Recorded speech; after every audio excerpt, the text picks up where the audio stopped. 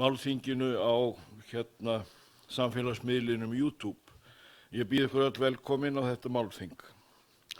Þetta er merkilegur dagur og ánægjulegur og ekki aðeins fyrir starfsfólk Náttúrufræðistofnunar Íslands, heldur fyrir alla, fyrir náttúru landsins og vonandi íslensku þjóðina. Stórum áfanga er náð í kortlagningu íslenskrar náttúru. Loksins eftir nærri 2 áratuga starf með hléum hefur Náttúrufræðistofnun lokið við að flokka landið í vistgerðir. Búið er að skilgreina, lýsa, flokka og kortleggja vistgerðir á þurrlendi, í fersku vatni og fjöru. En með því er lagður grunnur, eða nýr grunnur réttara sagt, að vernd náttúrunnar og sjálfbærri nýtingu hennar. Í ritinu Vistgerðir á Íslandi, sem við kynnum hér í dag, er birt heildstætt yfirlit og lýsing á vistgerðum landsins, útbreiðslu þeirra, stærð og verndargildi.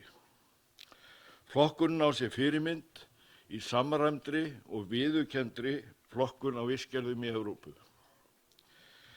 Lýsing og kortlagning vistgerða á landinu er umfangsmesta verkefni sem Náttúrufræðistofnun hefur ráðist í, en grunnur að því var lagður árið 1999 með rannsóknum á vistgerðum miðhálendisins. Vistgerðum á öðrum hálendissvæðum, láglendi, í fersku vatni og fjöru, var lýst og þær kortlagðar á árunum 2012 til 2016. Verkefni var unnið í samstarfi við fjölda einstaklinga, stofnana og stofa á sviði náttúrufræða.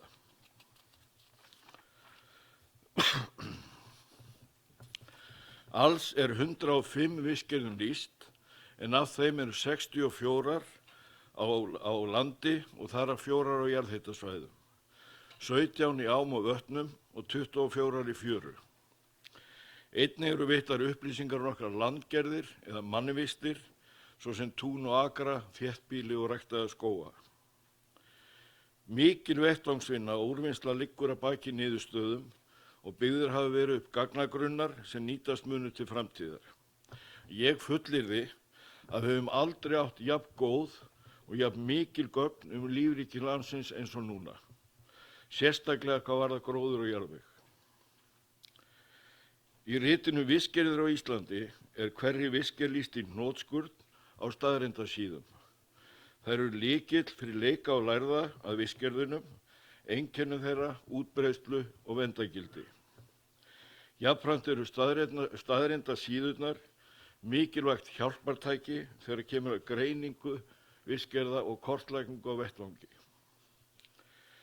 Í ritinu eru einföld kort sem sýna megindrætti í útbreiðslu einstakra vistgerða á landsvísu, en í kortasjá á vef Náttúrufræðistofnunar sem opnuður í dag og verður kynnt hér á eftir, eru mun nákvæmari kort þar sem skoða má útbreiðslu einstakra vistgerða og yfirflokka þeirra. Þar er hægt að skoða einstök landsvæði, stór og smá. Á vef stofnunarinnar er einnig yfirlit yfir vistgerðir Íslands og PDF útgáfa af ritgerðinu Vistgerðir á Íslandi. En Náttúrufræðistofnun er ekki eingöngu opnað kortasjána í dag, heldur verður einnig opnað á niðurhal stafrænna vistfræðikorta á vefnum. Með vistgerðalýsingum fyrir landið í heild er tekin upp ný aðferðafræði við flokkun og kortlagningu lífríkis á Íslandi, bæði á landi í fersku vatni og fjörum. Vistgerðakortin veita hagnýtar upplýsingar náttúru landsins sem munu nýtast stjórnvöldum, sveitarfélögum, atvinnulífi og almenningi. Ég vil nota þetta tækifæri til að þakka frábæru starfsfólki Náttúrufræðistofnunar Íslands fyrir alla vinnuna, þolinmæðina og sérstaklega fyrir afraksturinn. Ég vil líka þakka öllum öðrum sem hafa lagt hönd á plóg, en þeir eru ekki ófáir eins og sjá má í ritinu. En góðir málþingsgestir, Vistgerðir á Íslandi veita nýja sýn á náttúrufar Íslands og leggur mikilvægan grunn að náttúruvernd og sjálfbærri landnýtingu til framtíðar.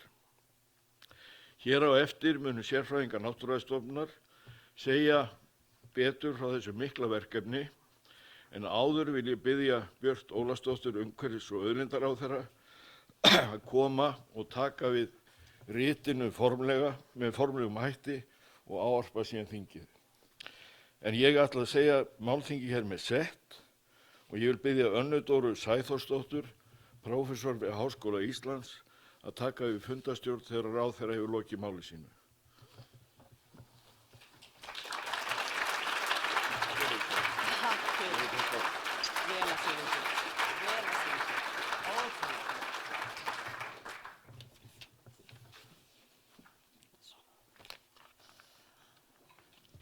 Kæru gestir, ég vil byrja að óska þér, Jón Gunnar, til hamingju með þetta frábæra starfsfólk sem stendur á baki vistgerðarflokkuninni.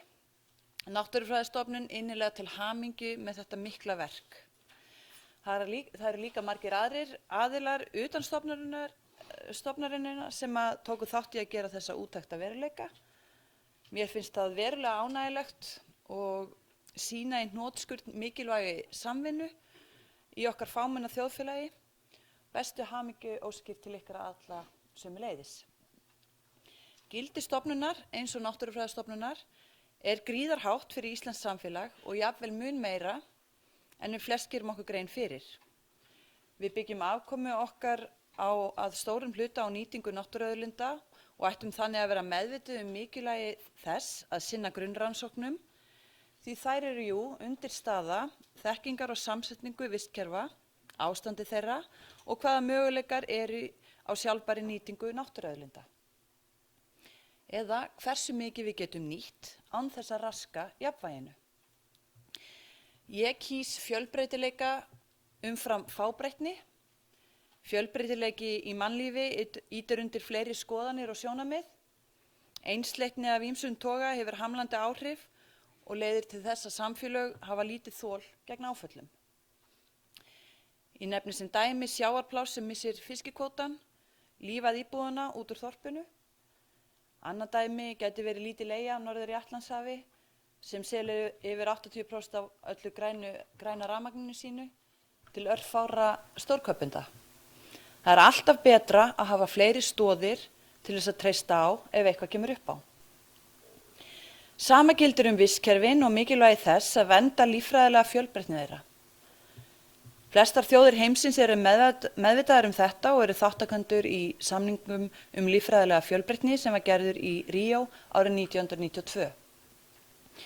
Skipuleg skráning og vöktun á lífríkinu forsenda náttúruverndar og sjálfbærrar nýtingu náttúruauðlinda. Í náttúruverndarlögum vistgerð skilgreind sem staðir eða svæði með ákveðnum einkennum, til dæmis hvað varðar gróður og dýralíf, jarðveg og loftslag. Sem sagt, svæði sem falla undir sambærilegar skilgreiningar þannig af sömu vistgerð.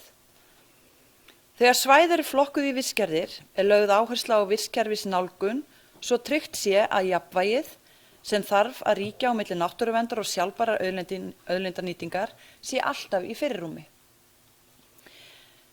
Vistgerð þannig grundvallareining í vistkerfisnálguninni sem þjóðir heims með ríki Evrópu í fararbroddi eru sammála að beita til þess að varðveita líffræðilega fjölbreytni og ná markmiðum sjálfbærrar þróunar.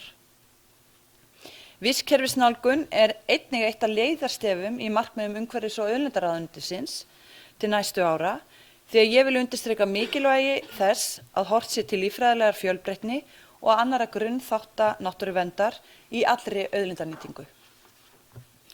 Íslenska vistkerfisflokkunin á sér fyrirmynd í viðurkenndri flokkun á vistgerðum í Evrópu og á klárlega eftir að nýta stjórnvöldum, sveitarfélögum, atvinnulífi, námsfólki og almenningi við alla skipulagsgerð, skynsamlega landnotkun, sjálfbæra nýtingu náttúruauðlinda og ekki síst við vernd náttúrunnar. Það sérstakt fagnaðarefni og framför fyrir allar ákvarðanir landnotkun og framkvæmdir hér á landi að fá aðgang á þessum mikilvægu upplýsingum á stafrænu formi. Vistgerðarflokkunin nýtist okkur ekki aðeins við framkvæmd laga náttúruvernd, heldur hún ein af skyldum okkar gagnvart framfylgd samningsins líffræðilega fjölbreytni. Það sem okkur falið að kortleggja náttúruna með tilliti til lífríkisins og þeirra tegunda sem hér finnast. Vistgerðarkortin munu einnig skila okkur hraðar fram á við í ákvörðunartöku landnýtingu, varðandi friðlýsingu og verndun mikilvægra og sjaldgæfra búsvæða og vistkerfa. Ég sé endalausa möguleika opnast með tilkomu þessara upplýsinga, þá ekki síst vegna þess hve auðvelt að nálgast þær á stafrænu formi. Þær munu nýtast vel til náttúrufræðikennslu á öllum skólastigum, við gerð skipulagsáætlana, sveitarfélagana, náttúruverndaráætlana eða í verkefnum tengdum mati á umhverfisáhrifum. Þá munu þær líka nýtast frábærlega við alla aðra áætlanagerð og ákvörðunartöku landnotkun í framtíðinni, svo sem varðandi skógrækt, akuryrkju, landgræðslu eða uppbyggingu ferðamannastaða. Ekki má gleyma að hér í fyrsta skipti verið að leggja fram kort af öllum fjörum landsins og það mun sömuleiðis nýtast vel, til dæmis við skipulagningu á meðferð og nýtingu strandsvæða. Kæru gestir, vistgerðarkortin gera okkur ekki bara kleift að sinna grunnskyldum okkar varðandi náttúruvernd og sjálfbæra nýtingu náttúruauðlinda á heimsvettvangi.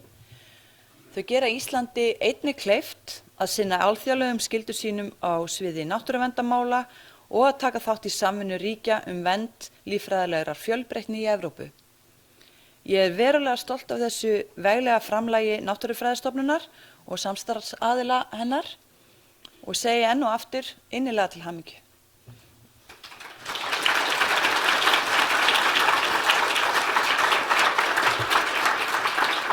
Svo vil ég bara verða að halda orðinu í 10 sekúndur í viðbót því að hér kemur fram að og mér langaði mikið til þess að vera með á pallborði á eftir til þess að ræða þessi mál betur, en ég er nú þegar búin að pirra ríkisstjórnina aðeins út því að það er þegar hafinn fundur í varðandi ríkisfjármálin sem ég þarf að hoppa á núna strax á eftir. Ég held að sé ágætt að við höfum einhvern þar við borðið til þess að fá peninga inn í þessi mikilvægi málefni. Takk fyrir mig og eigið góðan dag.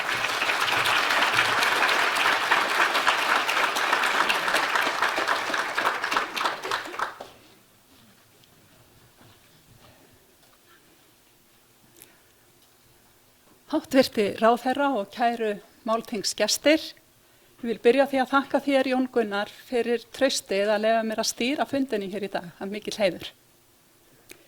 En við eigum afskaplega skemmtilegan og fróðlegan dag hérna framundan, þar sem að þetta mikla verk, vistgerðir á Íslandi, verður kynnt fyrir okkur. Er að ræða afrakstur vinnu fjölmargra vísindamanna sem hafa farið í ótal vettvangsferðir fjöll og fyrnindi, safna gögnum, legið síðan yfir öllu, greint og lýst og búið til gagnagrunna. Niðurstöðunar eru birtar í þessari glæsilegu skýrslu sem er á borðunum fyrir framan ykkur og það eru 2 sýniseintök á hverju borði sem þið getið flett meðan þið sitið hérna og hlustið á erindin í dag.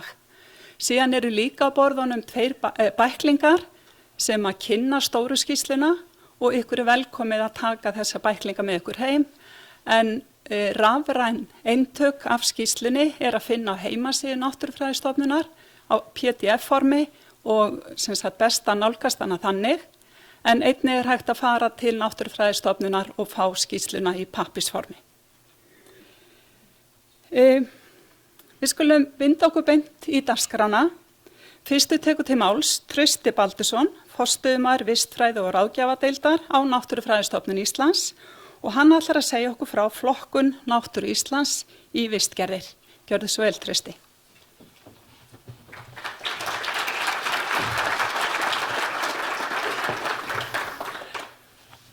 Hóra glerúm fyrst.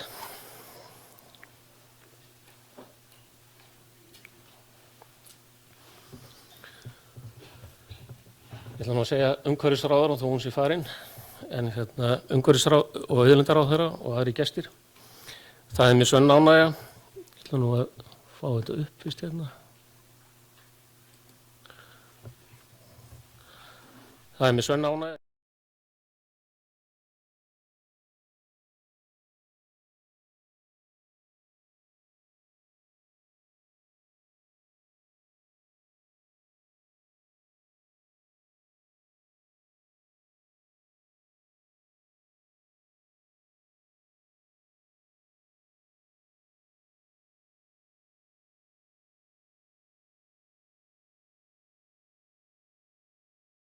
og lokum fjallaði margvíslegt notagildi flokkunarinnar.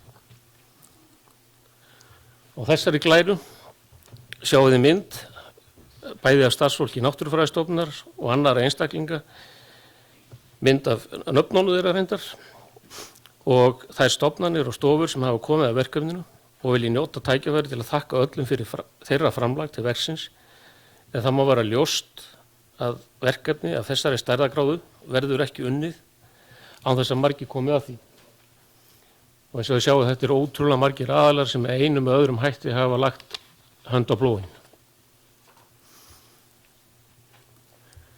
Helstu markmið verkefnisins voru að skilgreina vistgerðir landsins, lýsa þeim og kortleggja, bæði landi, ferskvatn og fjöru, að byggja upp gagnagrunna öll gögn verkefnisins, þar með talið landupplýsingar og gera þau aðgengileg til notkunar við vernd og nýtingu. Og það ber sérstaklega að leggja áherslu á þennan punkt að þessi punktur álíka mikilvægur og sjálf grunnvinnan, að þetta komist í skil og sé nýtt. Nú þetta leggur grunn að vöktun vistgerða og eins og hefur komið fram að meta verndagildi og verndarþörf þeirra líka og uppfylla skyldur bæði innanlands og utan.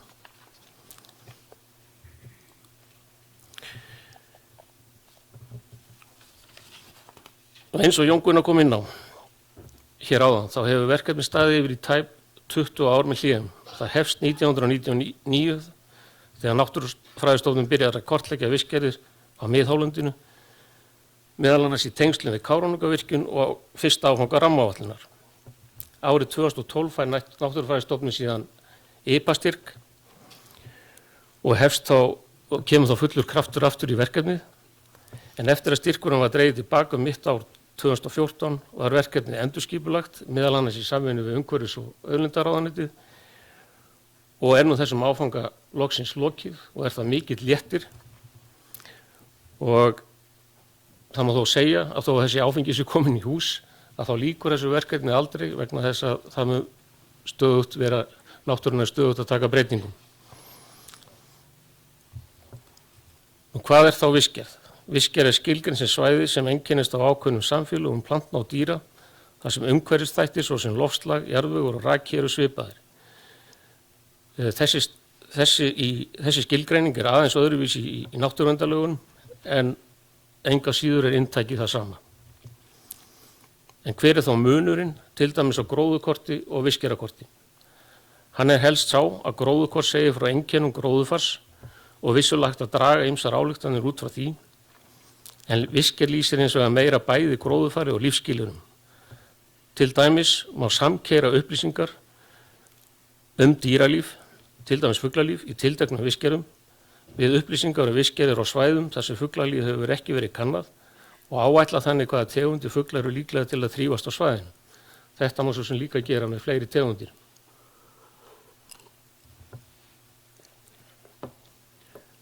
En eins og komið hefur fram hérna áður líka, þá flokkun vistgerða undirstaða skipulegra náttúruverndar í flestum Evrópuríkjum. Þetta praktísk eining til að ná utan val á svæðum bæði vegna verndar og landnýtingar. En til þess að hægt sé að flokka náttúruna með sambærilegum hætti þarf að vera til samræmt kerfi og í þessu tilfelli það UNIS flokkunarkerfi.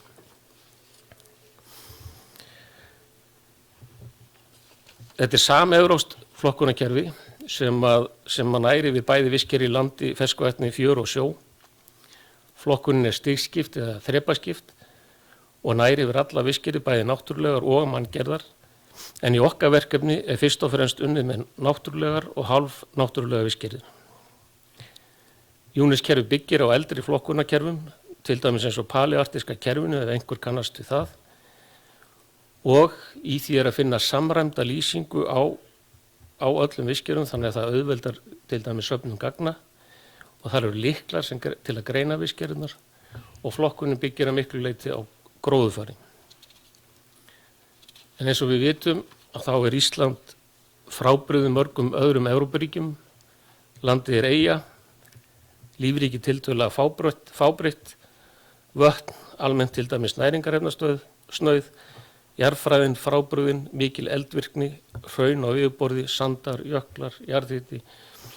Svo allt leiðir þetta til þess að í mörgum tilfellum ekki hægt að finna samsvörun við íslenska vistgerðir við þær sem að finna í Evrópu.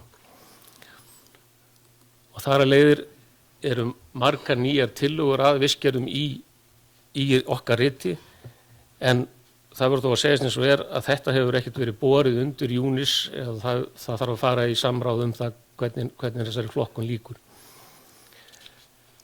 En eins og ég sagði áðan að þá þarf stöðuga endurskoðun á kortlagningunni og það bæði vegna nýrra upplýsinga og svo vegna breytinga sem verða í náttúrunni.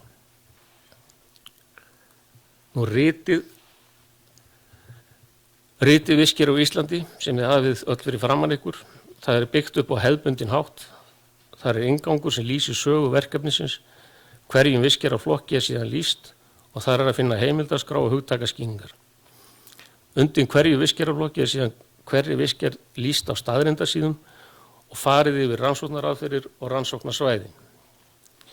Það verður farið nánar yfir hvern vistgerðarflokk hér á eftir og hérna til dæmis dæmið staðreyndasíðu úr landvistgerð, þetta auravist, kannski að ráðherrann hefði átt að taka hana með sér.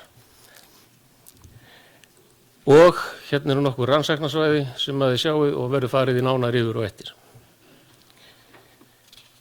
En á bakvið alla þær upplýsingar sem eru í ritinu þrotlaus vinna og engu líkar en að stundum hafa verið hreinir galdrar hvað mikið komið af gögnum í hús. Og hérna sjáum við nokkra af okkar mönnum. Það var mikil samkeppni að ná sem flestum sniðum. Nú við kortlagningu vistgerða voru notaðar ýmsar aðferðir. Kortlagt var á vettvangi en langmest var kortlagt með fjarkönnun. Sérstaklega fyrir landvistgerðir og notaði til þess ýmsar gervitunglamyndir. En þar sem fjarkönnun alls ekki óbrigðul, þarf að nota bæði loftmyndir og gróðukort og ýmsar náttúrufars og mannvistaþekjur til þess að leiðrétta kortlagninguna. Til dæmis voru fengnar birkiskógaþekjur frá skógræktinni og þekjur yfir tún frá bændasauðtökunum og það má einnig til dæmis nefna vatnslótaþekjur frá Veðurstofunni og fleirum. Nú verndargildi vistgerða var einnig metið í lágt, miðlungshátt og mjög hátt, en það skal tekið fram að hér frummat að ræða á einstökum vistgerðum og ekki verið að leggja mat á einstök svæði. Í ljós kom að margar vistgerðir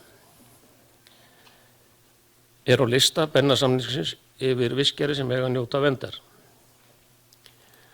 Hér sjáum við mynd af hvernig við flokkuðum þetta, en ég mun ekkert fara neitt frekar yfir það hér. En þetta fyrst og fremst byggt á þeim gögnum sem við höfðum.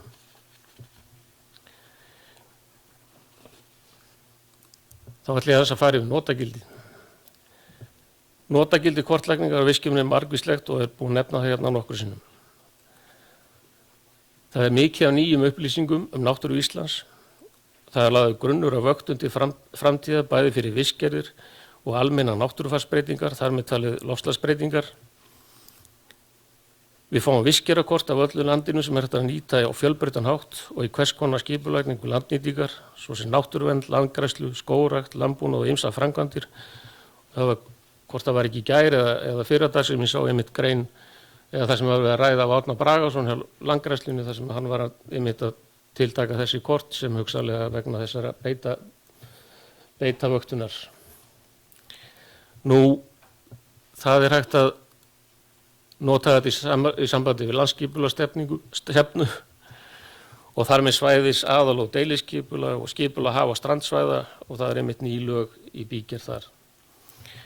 Nú, þetta notað í mat á umhverfisáhrifum og við val á svæðum til að meta vistgerðisþjónustu sem nýtt og við höfum eftir að sjá hvernig við getum notað það þar. Nú, fullunnin gögn verða aðgengileg öllum sem public domain svo kallað og við munum birta hérna eftir kortasjá eins og hefur verið nefnt og við erum með gögnin nú þegar í niðurhali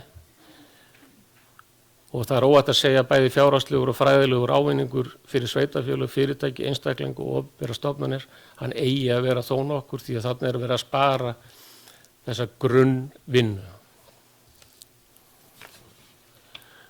Nú hérna í lokin, þá ætla ég bara að sýna ykkur nokkuð dæmi og bæði dæmi sem að við þegar höfum unnið með og svo önnur sem að eru í framtíðinni eða við getum unnið með. Og hérna tökum við til dæmis hugsanlega sprengisanslínu og þar voru sett undir viskerakort undir hugsanlegar línulagnir og þá bæði í jörð og lofti og þarna var til dæmis stuðst við viskerakort til að uppreikna fugla til dæmis, ekki fuglana sjálf, væntanlega en uppreikna hvað mikið væri af fuglum á svæðinu. Nú hér sjáum við hefðbundið landbúnaðarland, þar sem við sjáum til dæmis dökkgrænu reitina eru skógrækt, ljósgrænu eru tún, þessi skyggðu fletir hérna eru skriður og síðan melavistir meðal annars þessa gráu og gulu svæðin eru þá votlendi. Nú hér þetta aðeins sunnar á sama svæði og bara í stærri mælikvarða. Nú það er hægt að fá landshlutana og hægt að fara síðan niður á sveitafélag, niður á hvert sveitafélag.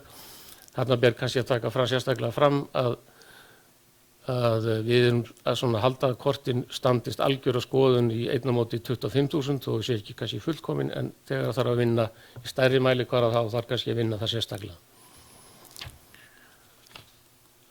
Nú, það var minnst á fjörur og hérna er skýrsla frá vegagerðinni vegna mats á umhverfisáhrifum Vestfjarðavegar og þetta í fyrsta skipti sem að það sett inn fjöruviskerðir og hérna þetta gögn sem kom frá okkur. Nú á lokum vil ég bara segja að Náttúrufræðistofnun telur að niðurstöður verkefnisins gefi einstakt tækifæri til að bæta aðferðir við alla ákvarðanatöku landnýtingu og umsýslu lands og bjóði upp á nýja möguleika í rannsóknum og vöktun. Takk fyrir það.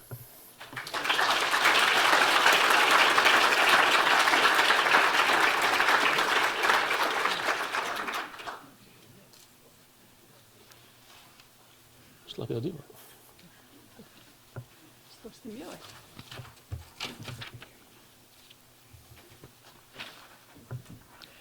Þakka þér fyrir Trausti að gefa okkur þetta skýra yfirlit yfir alla þessa vinnu ykkar. Næst skulum við rýna nánar í mismunandi vistgerðir landsins, á landi, í ferskvatni og í fjöru. Við byrjum á vistgerðum á landi sem að Sigurður H. Magnússon mun kynna fyrir okkur. Hann er plöntuvistfræðingur á Náttúrufræðistofnun Íslands. Gjörðu svo vel, Sigurður.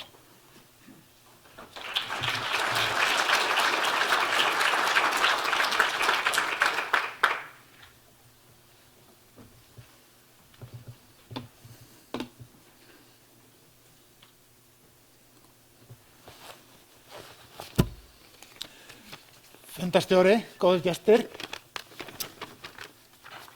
Í þessu erindi ætla ég að greina stuttlega frá rannsóknum Náttúrufræðistofnunar á landvistgerðum. Skýra frá því hvað við höfum gert og helstu niðurstöðum. Eins og hér hefur komið fram þá hófust þessar rannsóknir 1999 og hafa staðið með hléum síðan. Við höfum verið að minna á margs konar landi, allt frá fjöru til fjalls og það má segja að öllu þessu landi sé sameiginlegt að það er undir fremur litlum áhrifum manna og má því að stórum hluta kalla náttúrulegt eða hálf náttúrulegt. Við höfum aftur á móti ekki verið að vinna með mjög manngerðar vistgerðir svo sem á túnum eða ökrum. En hvers vegna sérstakar vistgerðar rannsóknir? Eins og þið þekkið þá hafa menn unnið að rannsóknum á íslenskri náttúru áratuga skeið. Og ég vil sérstaklega nefna að menn hafa rannsakað gróður og þá ber mér að nefna Steindór Steindórsson sem lagði grunn að gróðurflokkun fyrir landið. Og á þeirri flokkun byggir meðal annars gróðurkortagerð Rannsóknastofnunar landbúnaðarins og síðar Náttúrufræðistofnunar. Þá vil ég líka nefna jarðvegskort Rannsóknastofnunar landbúnaðarins og síðar Landbúnaðarháskólans. Þá er rétt að nefna Nytjaland, en þar hefur landið verið flokkað, einkum út frá nýtingu til landbúnaðar.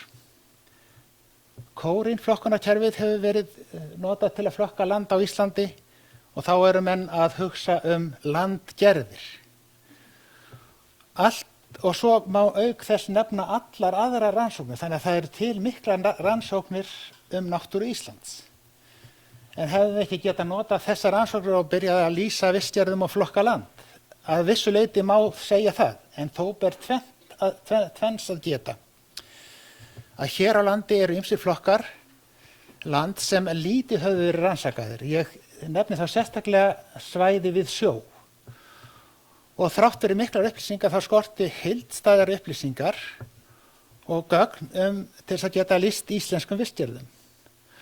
Og við lögðum því að stað 1999 heilmikið ferðalag og þá má segja að við sem að koma úr því ferðalagi.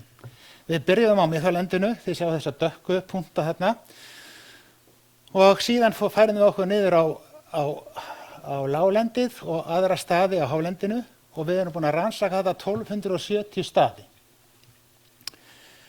Við völdum ekki staðina bara eftir eigin geðþótta, heldur lagskiptum við fyrst landinu með því að flokka landið fyrst í tilgátu vistgerðir og síðan innan þessara tilgátu vistgerða þá völdum við staðina með slembiúrtaki.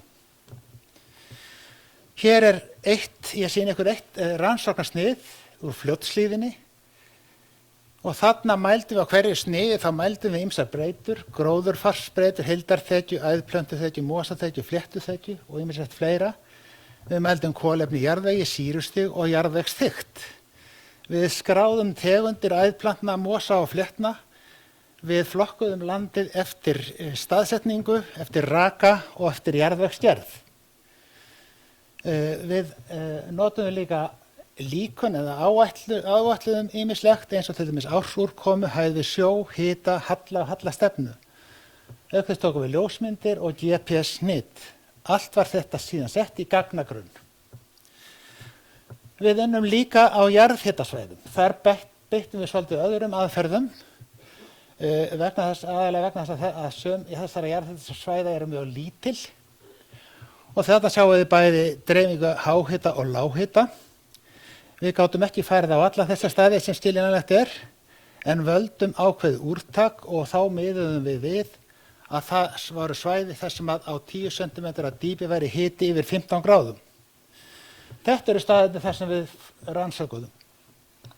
Og á hverjum stað þá var gerðar ákveðna mælingar, ekki nákvæmlega eins og hinum stöðunum á kaldalandinu, heldur afmörkuðum við gróðurfláka og þeir voru síðan kortlaðir á vettvangi og innan hvers fláka varu síðan gerðar þessar mælingar sem voru svipaðar þeim sem við gerðum á köldu landi, nema það að við mældum þarna jarðvegshita. Þetta var síðan sett í gagnagrunnin og allt fer í gagnagrunnin og það sem fer inn á náttúrulega að koma út úr honum aftur og það reyndum við að gera. Við tókum gögnin út og unnum úr þeim. Við unnum ekki úr öllum gögnunum í einu, heldur flokkum við þetta niður, bæði vegna þess að aðferðir voru mismunandi og eins vegna þess að í Evrópu þá eru land flokkað að hluta til eftir staðsetningu. Síðan greinum við þetta niður með fjölbreytu greiningu hvern flokk og fáum út vistgerðir, eða einingar sem við köllum vistgerðir. Samtals voru þetta 64 vistgerðir. Og hér niðurstaðan, tabla yfir allar vistgerðirnar. Ég ætla nú ekki að fara yfir þetta nákvæmlega, þetta eru nokkuð margar 64 talsins, en við skiptum þeim í yfirflokka vistlendi. Aðeins að nefna hérna efst á síðunni, það melar og sandlendi 6 vistgerðir, mólendi 10 og neðst graslendi 7 og jarðhitasvæði 4 vistgerðir. Allar þessar vistir eiga hluta til samsvörun í eldri mælingum. En ég vil þó sérstaklega geta þess að ýmislegt nýtt og það einkum þessar hérna strandlendis vistgerðir, graslendi og jarðhitasvæði. Það að mörguleyti ný flokkun. Að sumu leyti má einnig segja mela og sandlendi. En þá erum við komin að kortlagningu vistgerða. Það eitt að skilgreina og lýsa vistgerðum og annað að vita hvar þær eru. Og þá getur maður sagt eins og Davíð Stefánsson sagði, það er annað að kveðja í kotum en komast í Bakkasel. Og við vildum helst komast í Bakkasel. Og hérna er mynd sem sýnir svona hvernig við unnum. Það var notuð ýmis brögð til þess að flokka, til þess að kortleggja vistgerðirnar á landinu. Og það er nú þegar búið að nefna þetta svo litið og ég ætla ekki að fara mjög náið í þetta, en við notum sem margs konar aðferðir til þess að finna út hvar vistgerðirnar eru að finna. Til þess að bæta kortlagninguna þá fórum við út 2016 og á yfir 700 staði vítt og breitt um landið og síðan einnig notuðum við eldri gögn, meðal annars úr hrossahagareitum og frá söfnunarstöðum mosa, og þarna sjáum við raunverulega þá staði sem við notum til þess að viðbóta staði sem við notum til að bæta kortlagninguna. Þegar við erum komið svona langt þá getum við séð hvar vistgerðirnar er að finna og reiknað út stærðir. Hér til dæmis stærstu vistlendin, það er Melar og Sandlendi, 25.000 ferkilometrar samkvæmt okkar gróðurkortlagningu, eða vistgerðakortlagningu réttar sagt, og Mólendi 18.500, og það er einnig stór vistlendi eins og Skriður og Klettar, Moslendi, Hraunlendi og Votlendi. Hér sjáum við flatarmál einstakra vistgerða og þeim er raðað upp frá smáum til stórra. Og stærsta vistgerðin þarna lengst til hægri, Eyðimelavist, og kemur kannski ekki öllum á óvart. Minnstu vistgerðirnar þarna til vinstri eru jarðhitavistgerðir, Gulstarar-Fitjavist, Malarstrandarvist og Dýjavist og Sandmýravist, allar undir 50 ferkilometrum. Þá er komið að staðreyndasíðunum. Á staðreyndasíðum birtum við upplýsingar hverja vistgerð. Og eins og hér hefur komið fram, þá má nota, og við ætlumst til að það sé hægt að nota þessar staðreyndasíður til þess að greina vistgerðirnar á vettvangi. Förum aðeins í þetta nánar. Við erum með, hér tekið sem dæmi, finnungsvist. Við erum með íslenskt númerakerfi, íslenskt heiti, og hvernig hún flokkast samkvæmt evrópska UNIS-flokkunarkerfinu. Við lýsum vistgerðinni stuttlega, segjum hvaða plöntur í henni, bæði einkennandi og ríkjandi plöntur. Við lýsum jarðveginum, hvaða fugla er helst að finna, líkar vistgerðir, útbreiðsla og verndargildi. Á tölulegar upplýsingar birtum við sem línurit. Þarna efst til vinstri er gróðurþekja, heildarþekja, æðplöntuþekja, mosaþekja og fléttuþekja. Láréttu strikinn tákna meðaltöl og lóðréttu strikinn staðalskekkju. Aðeins að leggja sérstaklega áherslu á það að grænu stöplarnir þarna, að gulleitu stöplarnir, þeir sýna spönn vistgerðanna. Spönn allra vistgerða, þannig að við sjáum í sjónhendingu hvar viðkomandi vistgerð stendur miðað við allar aðrar vistgerðir. Við spyrtum þarna neðst til vinstri tegundafjölda, æðplöntum, mosa og fléttna og eins hvernig vistgerðin flokkast eða jarðvegurinn raka flokka jarðvegsins. Hérna neðst til hægri þá sjáum við gróðurhæð, grænt og jarðvegsþykkt, brúnt, kolefnisprósenta, sýrustig, halli og grýtni þekja. Og þarna uppi birtum við lista yfir 10 þekjumestu tegundirnar í hverju vistgerð. Við birtum líka ljósmyndir 2 fyrir hverja vistgerð sem á að vera lýsandi fyrir vistgerðina. Við sýnum útbreiðslu vistgerðinnar á reitakorti þar sem hver reitur er 10 x 10 kilometrar og stærð deplana gefur til kynna flatarmál. Nákvæmari kort er hægt að komast í á vef Náttúrufræðistofnunar Íslands. Nokkur dæmi vistgerðir. Stærsta vistgerð landsins, Eyðimelavist, finnst á gosbeltinu og til fjalla. Mjög líkt gróin vistgerð, eins og þið sjáið. Hér kemur margumrædd Gulstarar-Fitjavist sem er í uppáhaldi hjá fóstur okkar. hún er reyndar í uppáhaldi á mér líka og fleirum. Þetta er sjaldgæf vistgerð, sjávarfitjar með gulstur. Og þessi stör hún finnst ekki utan Íslands nema í Færeyjum og það hér er mjög sérstaka vistgerð á evrópskan mælikvarða. Hér er fjalldrapamóavist, stærsta mólendisvistin, finnst aðeins á Norðurlandi, einkum í Þingeyjarsýslum. Mýrahveravist sem er mjög sjaldgæf og sérstæð. Það er hveravotlendi. Ég ætla að sýna ykkur aðeins dæmi vistgerðarkort og þá ætlaði ég að sýna ykkur kort úr Biskupstungum. Ég var nú að vonast til að ráðherrann væri hérna, þetta er úr hennar heimasveit og þess vegna ákvað ég að taka þetta hérna. En þetta er ágætis dæmi samt sem áður. Hér sjáum við pollengi sem er merkilegt votlendi sem hefur verið notað aldir til fóðuröflunar því þarna brást aldrei uppskera. Þetta er mikið fuglasvæði líka, en þarna sjáum við tún, þéttbýli, skógrakt á Galtalæk og síðan er lúpína merkt þarna á Eyrum í Hvítá. Við skulum aðeins skoða helstu vistgerðirnar, bara til að sem dæmi hvernig þetta kemur út. Hér er til dæmis gulstararflóavist sem er í blautasta landinu, þar sem þetta er mjög uppskeru mikil tegund. Ef við förum á aðeins þurrara land, þá fáum við runnamýravist. Þarna eru starir með fjalldrapa og víðitegundum. Nú þegar þarna enn meira þá fáum við vistgerð sem við kallum grasengjavist og síðan á enn þurrari svæðum á bökkunum þá fáum við lyngresis og vingulvist og líka í brekkum og brekkurótum. Og þar sem að landið er einna rýrast upp á hæðum og rindum, þar fáum við mosamóavist. Nú eins og þið vitið þá eru miklar breytingar að eiga sér stað á landinu á Íslandi. Það er að hlýna, jöklar hörfa, gróður breytist. Það eru ýmsar framkvæmdir í gangi, þéttbýli þenst út, vegir eru lagðir, skógar ræktaðir og landbúnaður breytist. Allt þetta þýðir að ein vistgerð breytist í aðra.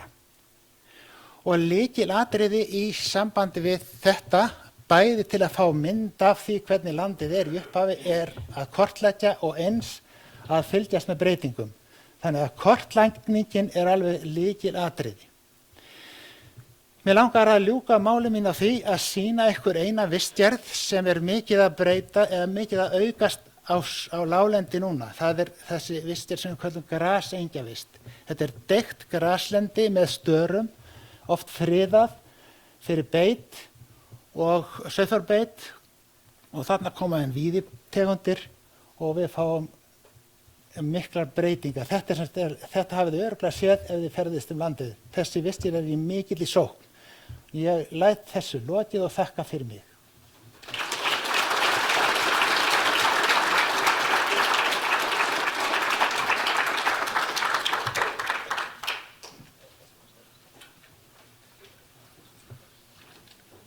Þakka þér fyrir, Sigurður. Næst skoðum við vötnin. Maríanna Jensdóttir Fjell, vatnalíffræðingur á Náttúrufræðistofnun Íslands, hún mun greina okkur frá vistgerðum í ferskvatni.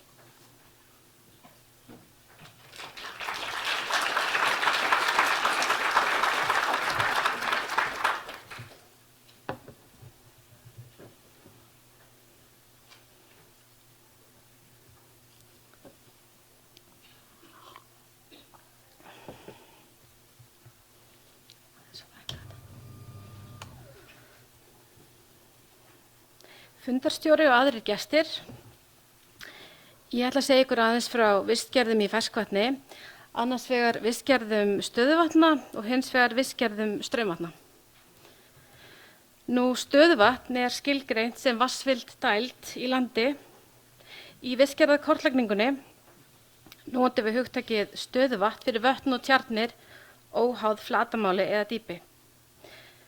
Fjöldi stöðuvatna á Íslandi er mikill, en búið er að hnita rúmlega 57.000 vötn og stöðuvatnum á Íslandi. En þeirri vinnu er ekki lokið því að það oft er að hnita litlar tjarnir. Stærðardreifingu þessara stöðuvatna er þó nokkuð misskipt þar sem að 97% þeirra eru undir 0,1 ferkilometr.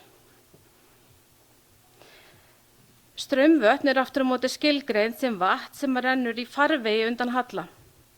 Í vistgerðarkortlagningunni notum við hugtakið straumvatn fyrir litla læki, stærri ár og allt þar á milli. Alveg eins og fyrir mikinn fjölda stöðuvatna á Íslandi eru straumvötn landsins mörg, en samkvæmt gögnum úr vatnshlutavefsjá Veðurstofu Íslands ásamt viðbætum Náttúrufræðistofnunar er heildarlengd straumvatna landsins 42.000 kílómetrar. Og þá eru ekki taldir með litli lækir sem eru margir á víð og dreif.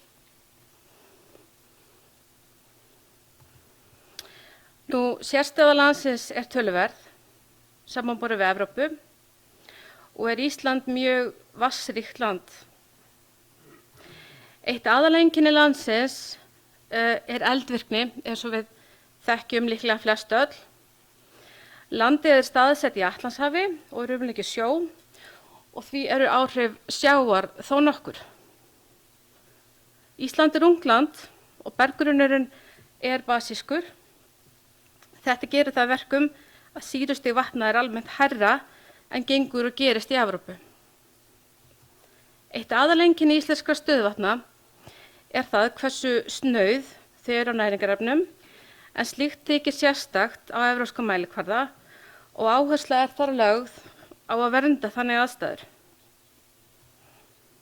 Vatnsföll á landinu eru almennt stutt. Þau falla beint ofan á heiðum og fjöllum og rennur straumvatn gjarnan stutta leið á leið sinni til sjávar flatlendi, stundum er jafnvel flatlendi ekkert.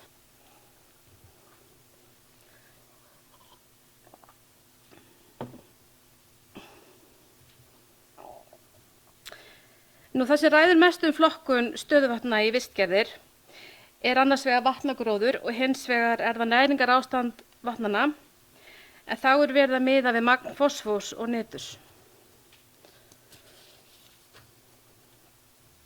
Flokkun straumvatna hins vegar byggist í megindráttum á straumlagi árinnar, en þar er átt við svokallað iðustreymi eða lagstreymi. En þessar ólíku straumvatnsgerðir eða straumgerðir hafa áhrif á það hvaða tegundir vatnagróðurs má vænta í straumvatninu. Langflest straumvötn á Íslandi einkennast af iðustreymi. Á myndunum tveimur hérna má sjá þessar tvær ólíku straumgerðir. Út frá loftmyndum er með ágætis áreiðanleika hægt að greina straumvötn með iðustreymi, en lagstreymisár þarfnast gjarnan staðfestingar með vettvangsrannsókn. Vistgerðarkortlagningin byggir á mörgum þáttum. Umfangsmikil vettvangsvinna fór fram bæði í stöðuvötnum og straumvötnum, en sú vinna lagði grunninn að mörgum ferskvatnsvistgerðanna sem eru kynntar í ritinu Vistgerðir á Íslandi. Jafnframt var byggt á öðrum rannsóknum og má þar helst nefna yfirlitskönnun á lífríki íslenskra vatna, en það verkefni var samstarfsverkefni Náttúrufræðistofu Kópavogs og fleiri aðila. Jafnframt var fjöldinn allur af heimildum notaður við þessa vinnu. Ýmis gögn voru fengin, til dæmis voru gögn úr vatnshlutavefsjá Veðurstofu Íslands notuð til að afmarka nokkra straumvatnsviðgerðanna. Stuðst var við jarðhitarannsóknir sem voru gerðar á vegum Náttúrufræðistofnunar Íslands ásamt gögnum staðsetningar linda sem hafa verið rannsakaðar á vegum Bjarna K. Kristinssonar á Hólum og hans samstarfsaðilum.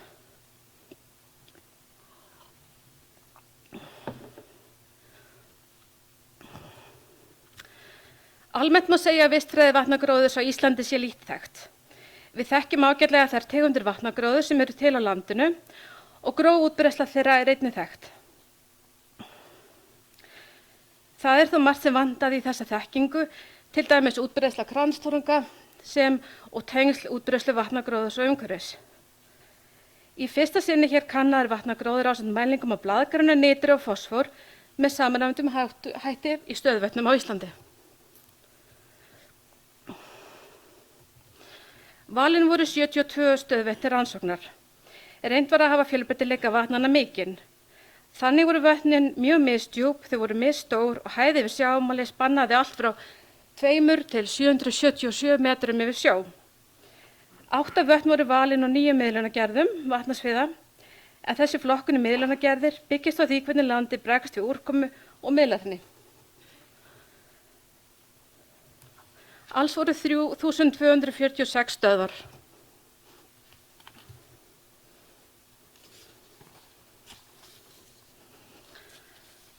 Ákveðnu verklagi var fylgt í öllum vötnunum og fór fjöldi stöðuvatna meðal annars eftir stærð vatnanna. Á hverju stöð var dýpið skráð, botngerð metin og gróðurþykja metin í reit. Allar tegundir innan reitsins og vægi þeirra var skráð. Í hverju vatni var svokölluð miðstöð, en á þeirri stöð var sjóndýpi metið, vatnshiti var skráður ásamt leiðni og sýrustigi, jafnframt voru tekin vatnsýni til mælingar á blaðgrani, fosfór, nitri og fleiru. Ljósmyndir voru teknar og umhverfinu var lýst. Alls voru 5 straumvötnkönnur með sjónmati og 18 ítarlega, en samtals 23 straumvötn. 38 kaflar innan þessara straumvatna voru rannsakaðir, alls 211 stöðvar. Svipað var gert í stöðuvötnum eins og í straumvötnum, í straumvötnum eins og stöðuvötnum, það er að dýpið var mælt, botngerð og gróðurþykja skráð ásamt þeim tegundum sem fundust á stöðinni. Straumhraði og straumgerð var skráð, leiðni, hitastig og sýrustig var mælt. Niðurstöður vettvangsvinnu ásamt öðrum gögnum og heimildum leiddi í ljós 17 vistgerðir í ferskvatni og af þeim voru 9 í stöðuvötnum og 8 í straumvötnum. UNES flokkunarkerfið hentaði íslensku ferskvatni misvel, en sérstaða Íslands var til þess að gerðar voru tillögur að 10 nýju UNES flokkum. Þessar vistgerðir fengu tillögur að 9 númeri innan UNES.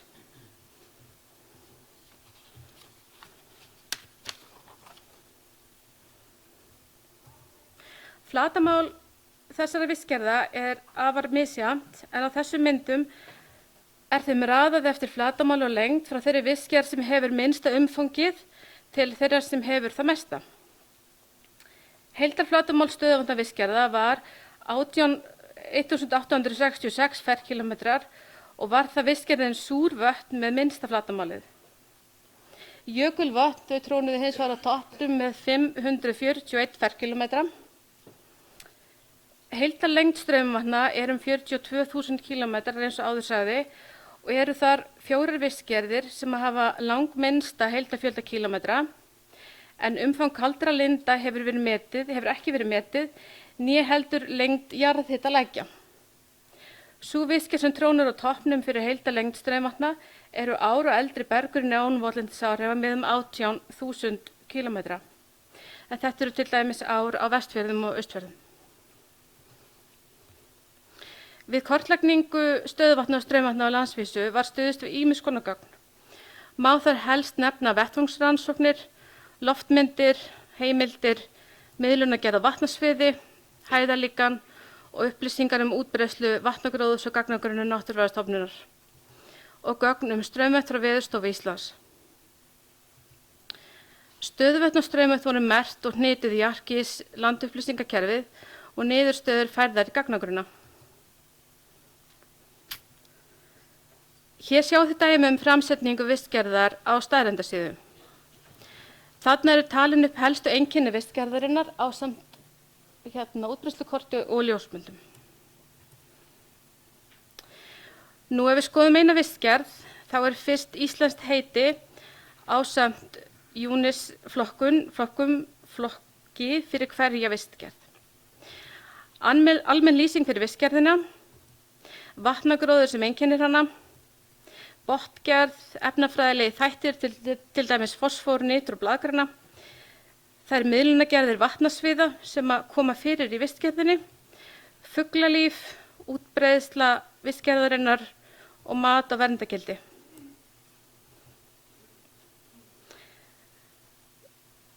Fjöldi tegunda æðplantna, mosa og kransþörunga er gefinn upp fyrir þær stöðuvatna vistgerðir sem urðu til við vettvangsrannsóknir og eru þær bornar saman innbyrðis. Í flestum vistgerðana er tegundalisti fyrir vatnagróður ásamt algengi tegundarinnar innan vistgerðarinnar. Jafnframt sjást ýmsar mælingar sem eiga við vistgerðina, til dæmis meðaldýpi, meðalþykja vatnagróðurs, leiðni og fleira. en þetta er sambærilegt því sem að Sigurður lýsti hér á undan í landvistgerðan. Hér má sjá dæmi ólíkar vistgerðir stöðuvatna. Annars vegar það flatlendisvatn og hins vegar gróðurlítið hálendisvatn. Eins og sjá má mikill munur á þessum vistgerðum. Gróðurþekja kringum flatlendisvötnin iðulega mikil eins og sést á þessari mynd. Gróðurþekja það sama gildir gróðurþekja á botni flatlendisvatna en hún nær undantekningarlaust mikil. Flatlendisvötn geta jafnframt fyrir næringarefna auðug þó svo að flest þeirra séu næringarefna snauð. Gróðurlítil hálendisvötn hins vegar með litla gróðurþekja vatnasviði og það sama gildir gróður í vötnunum sjálfum en æðplöntur afar sjaldséðar.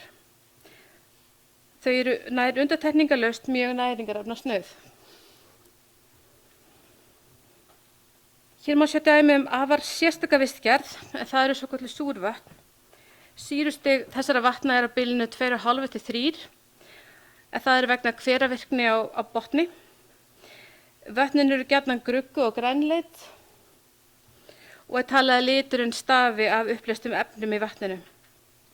Umhverfi þessara vatna hrjóstrugt og engin vatnagróður hefur fundist í þeim. Aðeins 2 vötn eru þekkt eða staðfest í þessari vistgerð og það Græna vatn í Krýsuvík og Víti í Öskju.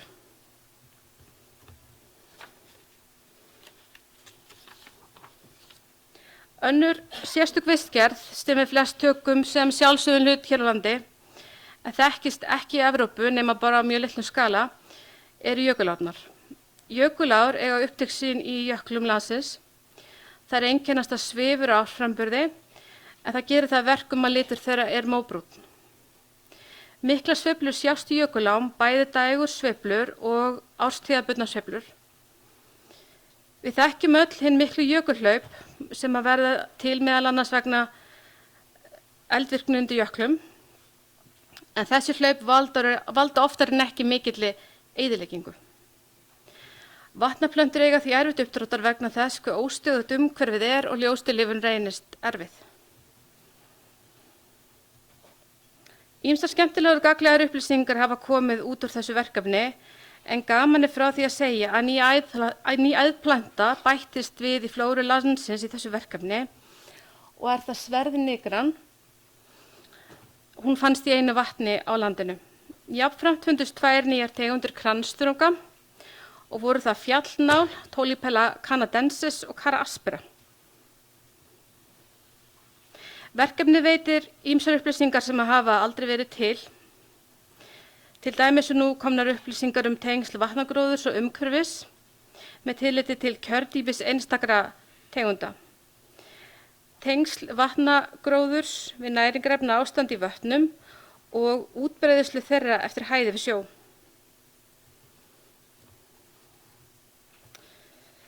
Hér til dæmis mynd sem sýnir dreifingu nokkurra tegunda vatnagróðurs eftir hæði við sjó.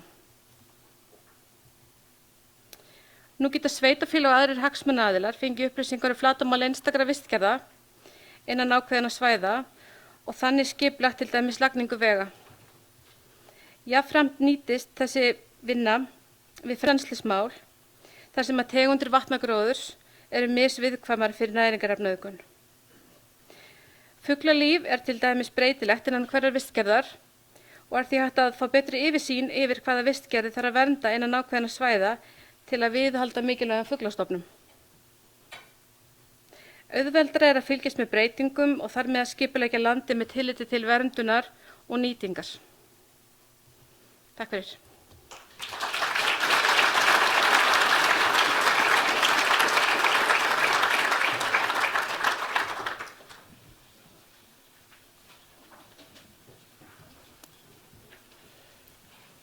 Þakka þér fyrir mjög fróðlegt erindi, Marianne.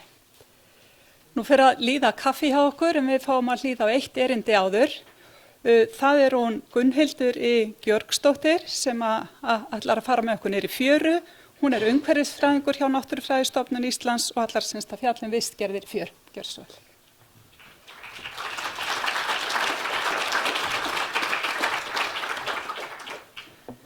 Kæri fundarstjóri og aðri gestir, já, við skulum fara í fyrirlesturum minn sem hérna, þannig hann.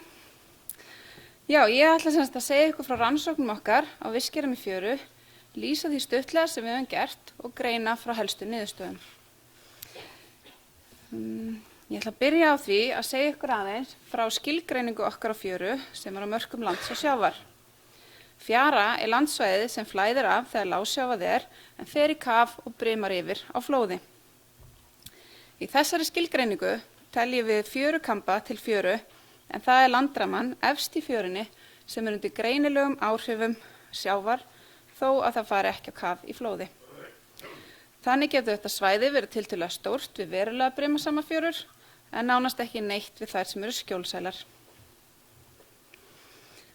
Svo aðeins almennt fjörur Íslands en umfang fjara fer eftir sjávarföllum og halla fjörunar og á Íslandi mesti munur flóðs og fjöru á Vesturlandi og svo minnsti á Austurlandi. Þetta þýðir að fjörurnar á Vesturlandi eru mun umfangsmeiri og ná lengra út heldur en þær sem eru á Austurlandi, svona yfir höfuð. Miðað við að strandleikjan sé 6.000 km nær fjaran að meðaltali 170 metra út frá landi. En hérna á myndunum sést einmitt munurinn á stórri og lítilli fjöru. Svo ég fari nú yfir í rannsókn okkar, þá var töluverð vettvangsvinna í tengslu við hana. Unnið var á stórstraumsfjöru en sjávarföllin gerði það að verkum að ekki var hægt að vera í henni allan daginn. En opnu gluggarnir voru þó nýttir vel. Staðsetning athugunarstaða réðist að mestu leyti eftir aðgengi að fjörunni því oft erfitt og tímafrekt að komast niður að henni. Á mjög mörgum stöðum var stoppað og teknar ljósmyndir yfir fjöruna fyrir kortlækninguna. En á athugunarstöðunum var meðal annars gerð undirlagsathugað, lífverutegundir skráðar og þangþekja áætluð. Allt þetta var svo skráð í gagnagrunn. Við þessa vistgerðarvinnu var mikið stuðst við rannsóknir Agnars Heitins Ingólfssonar, prófessors við Háskóla Íslands og var hann með í mótun vinnunar frá byrjun. Hann veitti aðgang á öllu sínu gögnum og voru beina mælingar frá honum skráðar inn í gagnagrunn. Einnig var stuðst við heimildir frá honum og mörgum öðrum sem hafa rannsakað fjörur Íslands.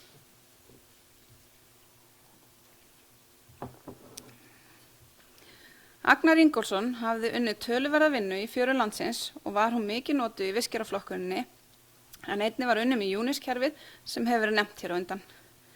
Júnisflokkunin þrepaskipt og misjafnt hvaða atriði greina vistgerðirnar niður á neðri þrep. Efstu þrepin aðgreinast fyrst og fremst af eðlislægum þáttum eins og undirlagi, brimasemi og seltu á meðan neðri þrepin aðgreinast að ríkjandi gróðri og dýralífi. Og ástæðan fyrir því eðlisþættir ráða svona miklu í aðgreiningu vistgerða í fjöru sú að þeir ráða lífríki fjörunar miklu leyti. Hérna einfalt skema yfir efstu þrepin í vistgerðarflokkuninni. Fyrst skiptir mestu máli hvaða undirlagi til staðar sem skiptir þeim í grýttarfjörur sem hart undirlag og setfjörur með mjúkt undirlag. Eftir það kemur brim og selta inn í myndina. Þang vex til dæmis ekki í neinu magni þar sem brim mjög mikið og það fer líka eftir róti hafsins hvers konar set í setfjörunum, sandur eða leir. Athugið að hérna sjáu þið aðeins efri þrep flokkuninnar en þangfjörur skiptast til að mynda í frekari gerðir eftir ríkjandi þangtegund. Hér með dæmi hvernig ólíkir eðlisþættir mynda mismunandi vistgerðir í fjöru. Annars vegar það brimasöm sandfjöra þar sem all líf á erfitt með að koma sér fyrir, þar sem mikil hreyfingar á sandinum og hins vegar við með bóluþangsfjöru þar sem nokkur brimasemi en fjörubeðurinn harður og grýttur sem plöntur og dýr geta fest sig á og haldið sér í gegnum smá brimrót. Og annað dæmi, hérna við með hrúðukallafjöru sem hart undirlag, klappir og stórgrýti en ekki mikið að þangina að festa sig þar sem brimið svo mikið. Hér hliðin á henni aftur á móti sandmarksleira þar sem brim mjög lítið en undirlagi mjúkt og því á þang einnig erfitt með að festa sig þar. Þó ekki jafn mikið hreyfing á þessu fínkorna seti eins og á sandinum hér á undan og því dýralíf töluvert. Oft þó stærri steinvölur eða hnullungar á stangli og leirunum og nær þang stundum að festa sig á þeim. En hér svo skema yfir allar fjöruvistgerðirnar sem 24 talsins. Þessa mynd er hægt að sjá í ritinu Vistgerðir á Íslandi en á því eru ýmsar upplýsingar eins og íslensku númerin og nöfnin á vistgerðunum ásamt númerum og nöfnum sambærilegra flokka í UNIS-kerfinu. Einnig eru hér flatarmálstölur og innbyrðis hlutfall vistgerðanna. Í tengslum við vistgerðarvinnuna var brimasemi metin á rafrænu strandlínukorti. Það var gert á Náttúrufræðistofnun Íslands en svona líkan af landinu hefur ekki verið gert áður. Þetta líkan af brimasemi landsins nýttist vel sem stuðningur við kortlagninguna enda ræður brimasemi miklu í vistgerðum fjörunar eins og við höfum áður komið að. En jæja, þá erum við komin að kortlagningu vistgerðana. Fjörur landsins voru allar hnetaðar í landupplýsingakerfinu ARKIS. Fyrst og fremst voru notaðar loftmyndir til að afmarka fjöruna og flokka hana í efri þrep á þeim stöðum sem fjörugerðin sást vel. Þá voru athuganir og ljósmyndir og vettvangsrannsóknunum notaðar sem og aðrar heimildir. Brimasemi líkanið var einnig notað til flokkunar og stuðnings. Hérna sjáðu þið svo heildstætt vistgerðarkort af Íslandi en alla fjörur á landinu hafa nú verið hnetaðar. Það hefur aldrei áður verið gert. Allar fjörurnar eru einnig flokkaðar í vistgerðir en misjafnt eftir upplýsingum niður á hvaða þrep. Ekki hægt að sjá mikið á þessum kvarða, þessar útlínur eru stórlega ýktar, en mér langaði bara að sýna ykkur aðeins heildarmyndina. Flatarmálið og hlutfallið milli vistgerða er mikilvægt og áhugavert að sjá. Samtals eru fjörur landsins 1008 ferkilometrar. Sandmaðká skýraleirur eru með langmesta flatarmálið en það eru leirur oft víðáttumiklar og eru þær hvað stærstar á vestur- og suðausturlandi. En þó að leirurnar taki mesta plássið eru þær ekki algengastar. Sú vistgerð sem er hvað algengust og dreifist mest yfir landið eru þangfjörur og það helst klóðangsfjörur. Þær má sjá allt í kringu landið nema kannski á söndum Suðurlands. Sjaldgæfastar og minnstar eru Sagþórsfjörur, Fjörumór og Kræklinga og Sölvaóseyrar, en þær eru allar undir 1 ferkilometr og finnast aðeins á örfáum stöðum á landinu. Allar upplýsingarnar eru svo vistgerðirnar er svo að finna í ritinu Vistgerðir á Íslandi á þessum svokölluðu staðrendasíðum sem þið hafi nú heyrt smá um. Svona lítur staðrendasíða fjöru vistgerða út, en þær eru svipaðar þeirra á landi og í vatni. Ég ætla samt aðeins að renna yfir þetta hjá okkur. Fyrst er það nafnið, íslenskt númerakerfi og sambærileg UNIS-flokkur. Þá kemur lýsing á helstu þáttum, síðan er fjörubeður eða undirlag tiltekið, helstu fuglar og líkar vistgerðir. Síðast í þessu er það svo útbreiðsla og verndargildi. Þá er það tafla með gróðri og dýrategundum sem eru mest áberandi í vistgerðinni og svo er sýnt við hvaða brimasemi og seltu þessi vistgerð finnst. Klóðangsfjörur þrífast til dæmis aðalega í skjóli við lítið eða nokkur brim og háa seltu. Síðast á staðrendasíðunni er sett fram reitakort sem sýnir útbreiðslu vistgerðarinnar og 2 lýsandi myndir. Hér sjáðu þið útbreiðslu klóðangsfjöru sem er þó nokkur. Dæmi fleiri vistgerðir eru brimasamar hnullungafjörur. Það er einkennast af brimnúnum hnullungum með litlu sjáanlegu plöntu og dýralífi. Dýr eins og fjöruflær geta þó hafist við í skjólinu á milli hnullungana. Þá finnst skúfþang stundum í þessum fjörum en í litlum mæli. Klóðangsklungur. Í þessum fjörum er klóðang á föstum klöppum en umhverfis eða inn á milli er fíngerðara set, oftast leir þar sem sandmaðkur er algengur. Hlutfallið milli klappa og sets er breytilegt en skiptist oft til helminga. Þessi vistgerð er með mjög mikla tegundafjölbreytni og er mjög mikilvægt fæðusvæði fugla.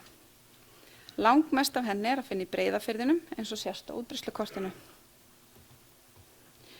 Sanda Suðurlands könnumst við nú öll við, en þess konar fjörur eru víðar í kringu landið en þó ekki jafn miklu magni. Þetta eru grófar sandfjörur fyrir opnu hafi sem er mjög hreyfanlegur og mynda því erfi lífsskilyrði. Það má nefna það að þessar fjörur eru verndaðar í Evrópu samkvæmt Bernarsamningnum vegna þess hversu sjaldgæfar þær eru. Kræklinga og Sölvaóseyrar eru mjög sjaldgæfar. Þær finnast í skjóli þar sem ferskvatn seytlar út í salta sjóinn og einkennast af kræklingsknippum og hrúðuköllum. Seinni hluta sumars eru Sörlinsvogi blóma og þekja alla eyrina. Enn sem komið vitum við aðeins 3 staði á landinu með þessari vistgerð en kannski óvonandi finnast fleiri í framtíðinni. Það má nefna það að þessa vistgerð fundum við ekki í UNIS-kerfinu og því að þetta tillaga að nýrri vistgerð. Notagildi og mikilvægi þessara kortlækningar töluvert eins og við búið að tala um. Það mun geta nýst skipuleggjendum heilmikið, til dæmis við hugmyndir og ákvarðanatöku vegagerð, staðsetningu, iðnaðar og fleira. Ef það eru uppi hugmyndir einhverja framkvæmdir sem hugsanlega geta raska fjörunni, verður núna mjög auðvelt að sjá hversu mikið flatamál eða hlutfall á svæðinu af einstökum vistgerðum, sjaldgæfum eða mikilvægum. Þá væri auðveldar að meta það strax hvar væri best að staðsetja þessar tilteknu framkvæmdir. Þá hægt að sjá hvað vanlegast að nýta fjöruna, til dæmis með tillit til þangskurðar og með þessari flokkun og kortlækningu verður miklu auðveldara að fylgjast með öllum breytingum sem verða í fjörunni og komast af vöktun. Takk fyrir mig.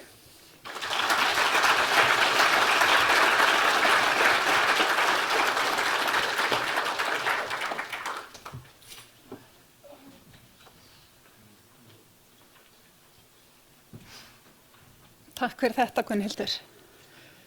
Nú hljóta allir að vera orðnir kaffiþyrstir. Fyrirlesarar eru búin að vera svo góðir að halda sig á tíma, þannig að við höfum bara góðan tíma fyrir kaffi, en við byrjum aftur hérna 14:40. Þannig að gjörið svo bara að fara fram og fá okkur sopa og 14:40 allir komnir aftur inn í sal.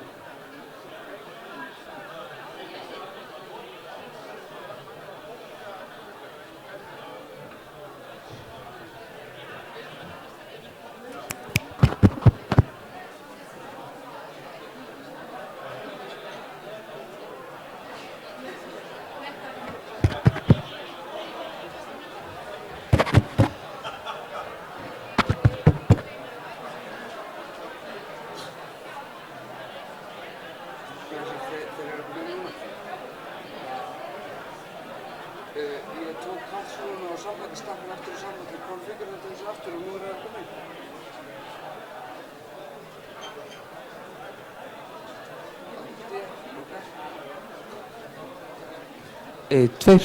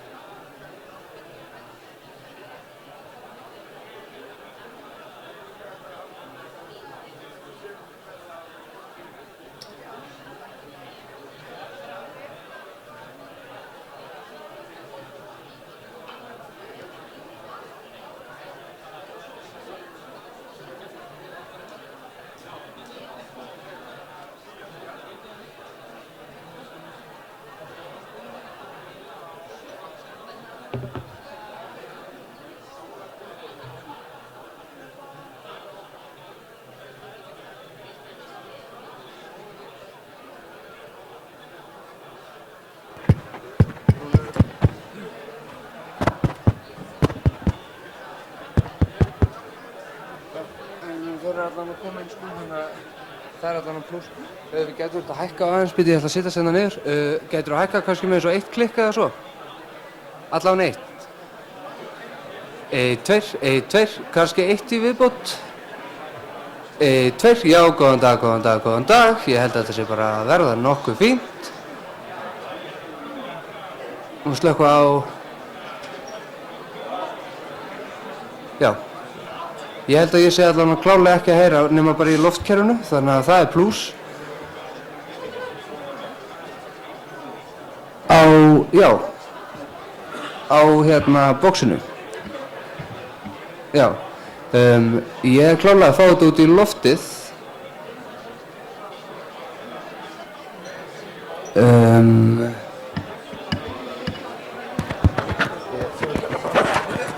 Taka hann síma frá þér.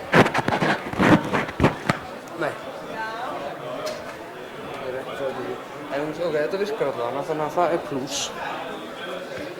Það er plús. 1, 2.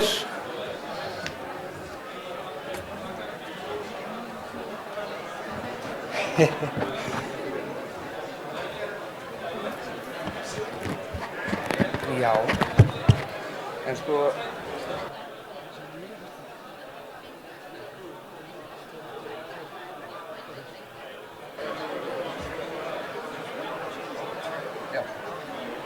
En það verður annar dagur til að finna það út. 2. Snillt.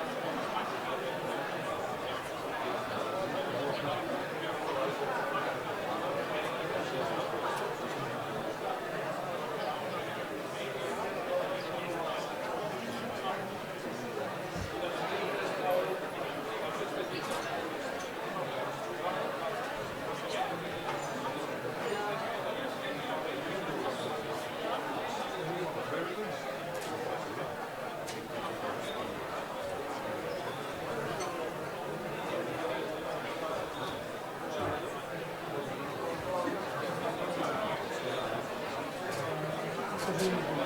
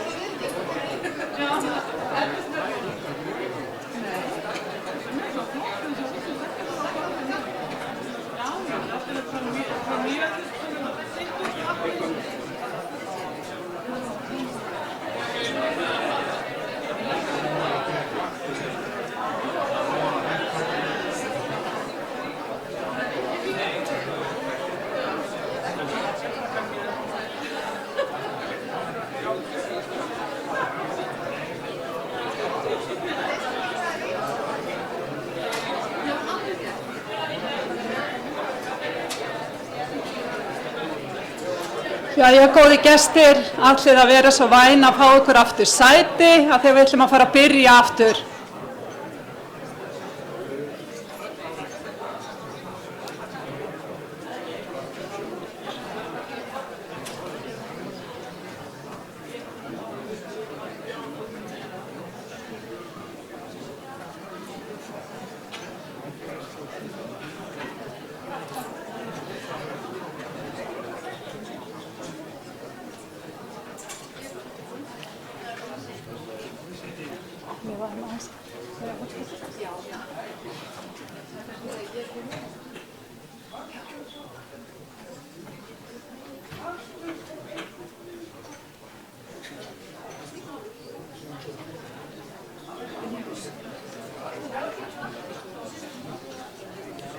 Jæja, þá höldum við áfram og næst fáum við að sjá alla tæknina sem við getum beitt til þess að skoða og nýta allar þessar upplýsingar. Lovísa Ásbjörnsdóttir, sviðsstjóri landupplýsinga á Náttúrufræðistofnun Íslands. Hún ætlar að fjalla kortasjá, niðurhal og vefi. Gjörðu svo vel.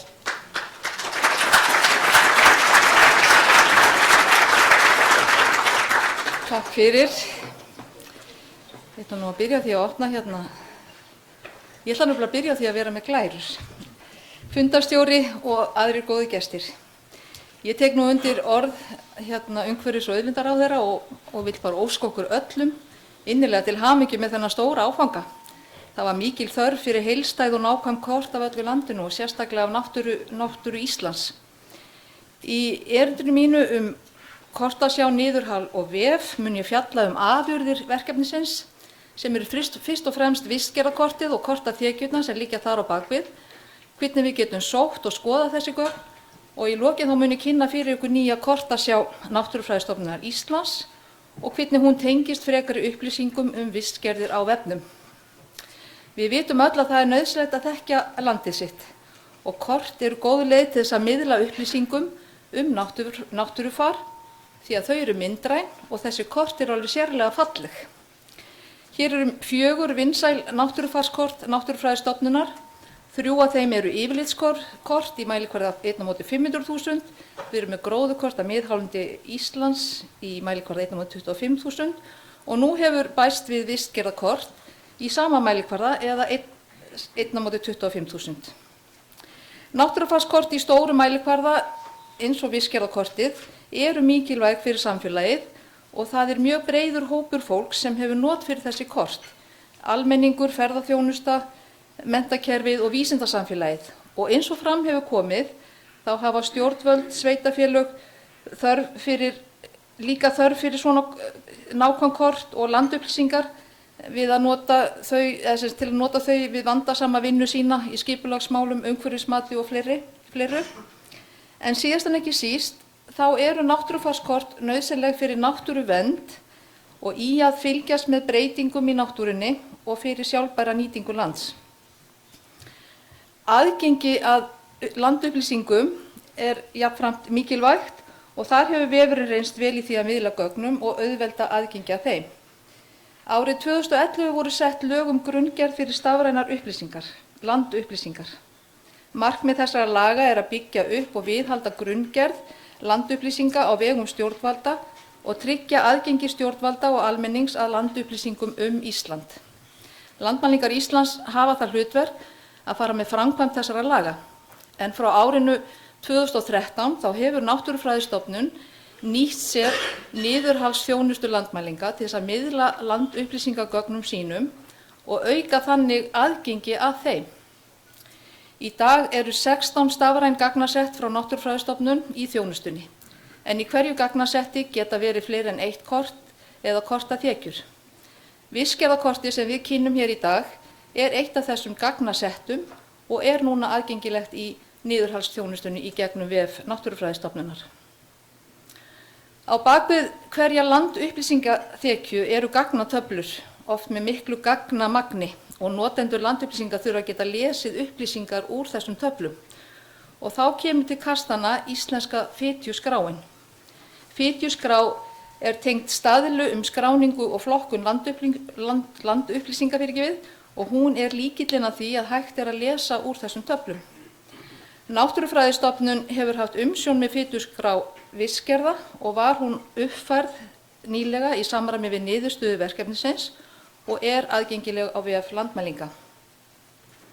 Þá hefur stofnunin lagt áherslu á að ganga frá lýsigögnum fyrir kortaþekjur, en lýsigögn eru upplýsingar gögn og þau auðvelda notendum landupplýsinga að finna það sem þeir eru að leita eftir. Lýsigögn fyrir vistgerðarkortið má finna í landupplýsingagáttinni og á vef Náttúrufræðistofnunar Íslands.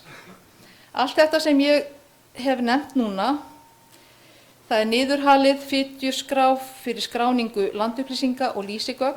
Þetta tengist allt lögum stafrænar landupplýsingar sem ég sagði frá hér í upphafi og eru jafnframt liður í því að efla aðgengi að landupplýsingum. Það var ljóst í upphafi Natúra-verkefnisins að útgáfa á vistgerðarkorti fyrir allt Ísland í mælikvarða 1/25.000 yrði að vera á stafrænu formi og að hægt væri að skoða það á vefnum. Prentuð kortaútgáfa var ekki inn í myndinni. En kortasjá góður kostur til þess að skoða stafræn kort á vef og þar gefst jafnframt tækifæri á að tengja landupplýsingar við ýmiss konar fróðleik eða ítarefni á vefnum og til þess að sækja aðgengilegar landupplýsingar frá til dæmis öðrum kortaþjónustum sem aukast núna ár frá ári. Landupplýsingaþekjur vistgerða sem birtar í kortasjánni byggja á margs konar gögnum eins og fram hefur komið, en þekjurnar eru tvenns konar. Fyrir landvistgerðir rastaþekja, en rastar eru myndeiningar þar sem hver eining 5 x 5 metrar á yfirborði lands og eru unnin að mestu leyti með fjarkönnun þar sem notaðar voru gervitunglamyndir og loftmyndir. Fyrir ferskvatns- og fjöruvistgerðir eru landupplýsingaþekjur á vektorformi. Þetta eru hnituð gögn, til dæmis eftir loftmyndum eða eftir vettvangsgögnum, GPS-punktar og önnur tiltæk landupplýsingagögn. Í kortasjánni hægt að skoða 105 vistgerðir á Íslandi, annarkvort saman eða í sitt hvoru lagi. En til þess að þetta væri mögulegt þá þurfti að vinna kortaþekjurnar á dálítið öðruvísi en hátt og við það varð virkni kortasjárinnar aðeins þyngri. En það var leyst með því að setja inn einfaldari þekju sem við köllum vistgerðir hröð virkni og hún hentar mjög vel í að skoða vistgerðarkortið í heild sinni. Hún með allar sömu upplýsingar og tengingar eins og sú sem þyngri og hægari, en það eina sem hún ekki hægt að gera með hana að það ekki hægt að skipta upp í einstakar vistgerðir, en þá fer fólk í þyngri þekjuna. Hægt að sækja upplýsingar vistgerðir með því að smella á kortið og þá kemur upp gluggi þar sem að finna nafn vistgerðar, flokkun, UNIS flokkunarnúmer og heita á ensku ásamt tengingu yfir á staðreyndasíðu á vef Náttúrufræðistofnunar og þar eru frekari upplýsingar þessa tilteknu vistgerð. En nú ætla ég að segja þessari glærukunningu lokið og reyna að komast yfir á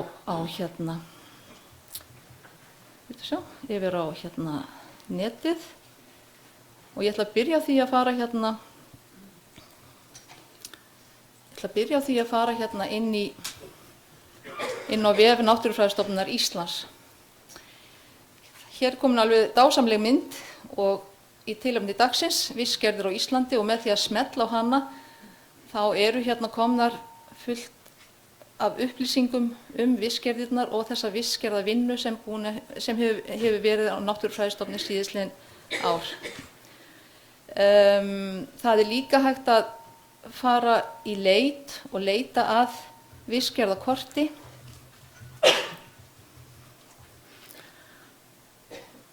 Sjá hvort það virki. Og já, en það kemur það. Og þar eru upplýsingar kortið, hvernig það unnið. Þarna eru lýsugögnin sem ég nefndi, þarna niðurhalið, kortasjáin. Þetta náttúrulega ekki ennþá virt. Við erum með kortaskýringar og leiðbeiningar notkun kortasjár og svo vistgerðarkorti hér fyrir neðan. En að því að það ekki ennþá búin að opna fyrir þetta og og það nú svo margir sem eru með svona, hvað segir maður, hauk frá auga þeir geta séð vefslóðina, en ég ætla að biðja ykkur að bíða að vera fyrst í snjallsímanum ykkar meðan ég er með erindi, svo að það fari nú ekki allt í einhverja tóma vitleysu, maður tekur alltaf viss áhættu. En þetta er sem sagt kortasjáin með vistgerðarkortinu. Hún er sem sagt sett upp í Arkis online hugbúnaði frá ESRI. Hún er afskaplega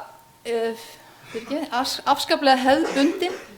Við notuðumst við tólin sem hugbúnaðurinn bauð upp á. Hún er alveg bara sallafín í svona snjalltækjum. Ég ætlaði nú að vera voða sniður að reyna að draga þetta svona eins og snjalltæki, en þá sjáum við að borðarnir breytast og skýringakorti hleypur til. Svo eru upplýsingatakki þar sem er smá upplýsingar kortasjána. Þarna eru líka leiðbeiningar. Þarna er yfirlit yfir flokkum vistgerða og litirnir á vistgerðunum og þarna er fjölritið, ítarefni, lýsigögn og niðurhal. Við erum með takka til þess að þysja inn og þysja út og fara í upphafs viðmótið eða upphafsgluggann. Svo náttúrulega þeir sem þekkja, hvað kallar hann, skrolltakkan, skrumtakkan, þeir geta farið fram og tilbaka.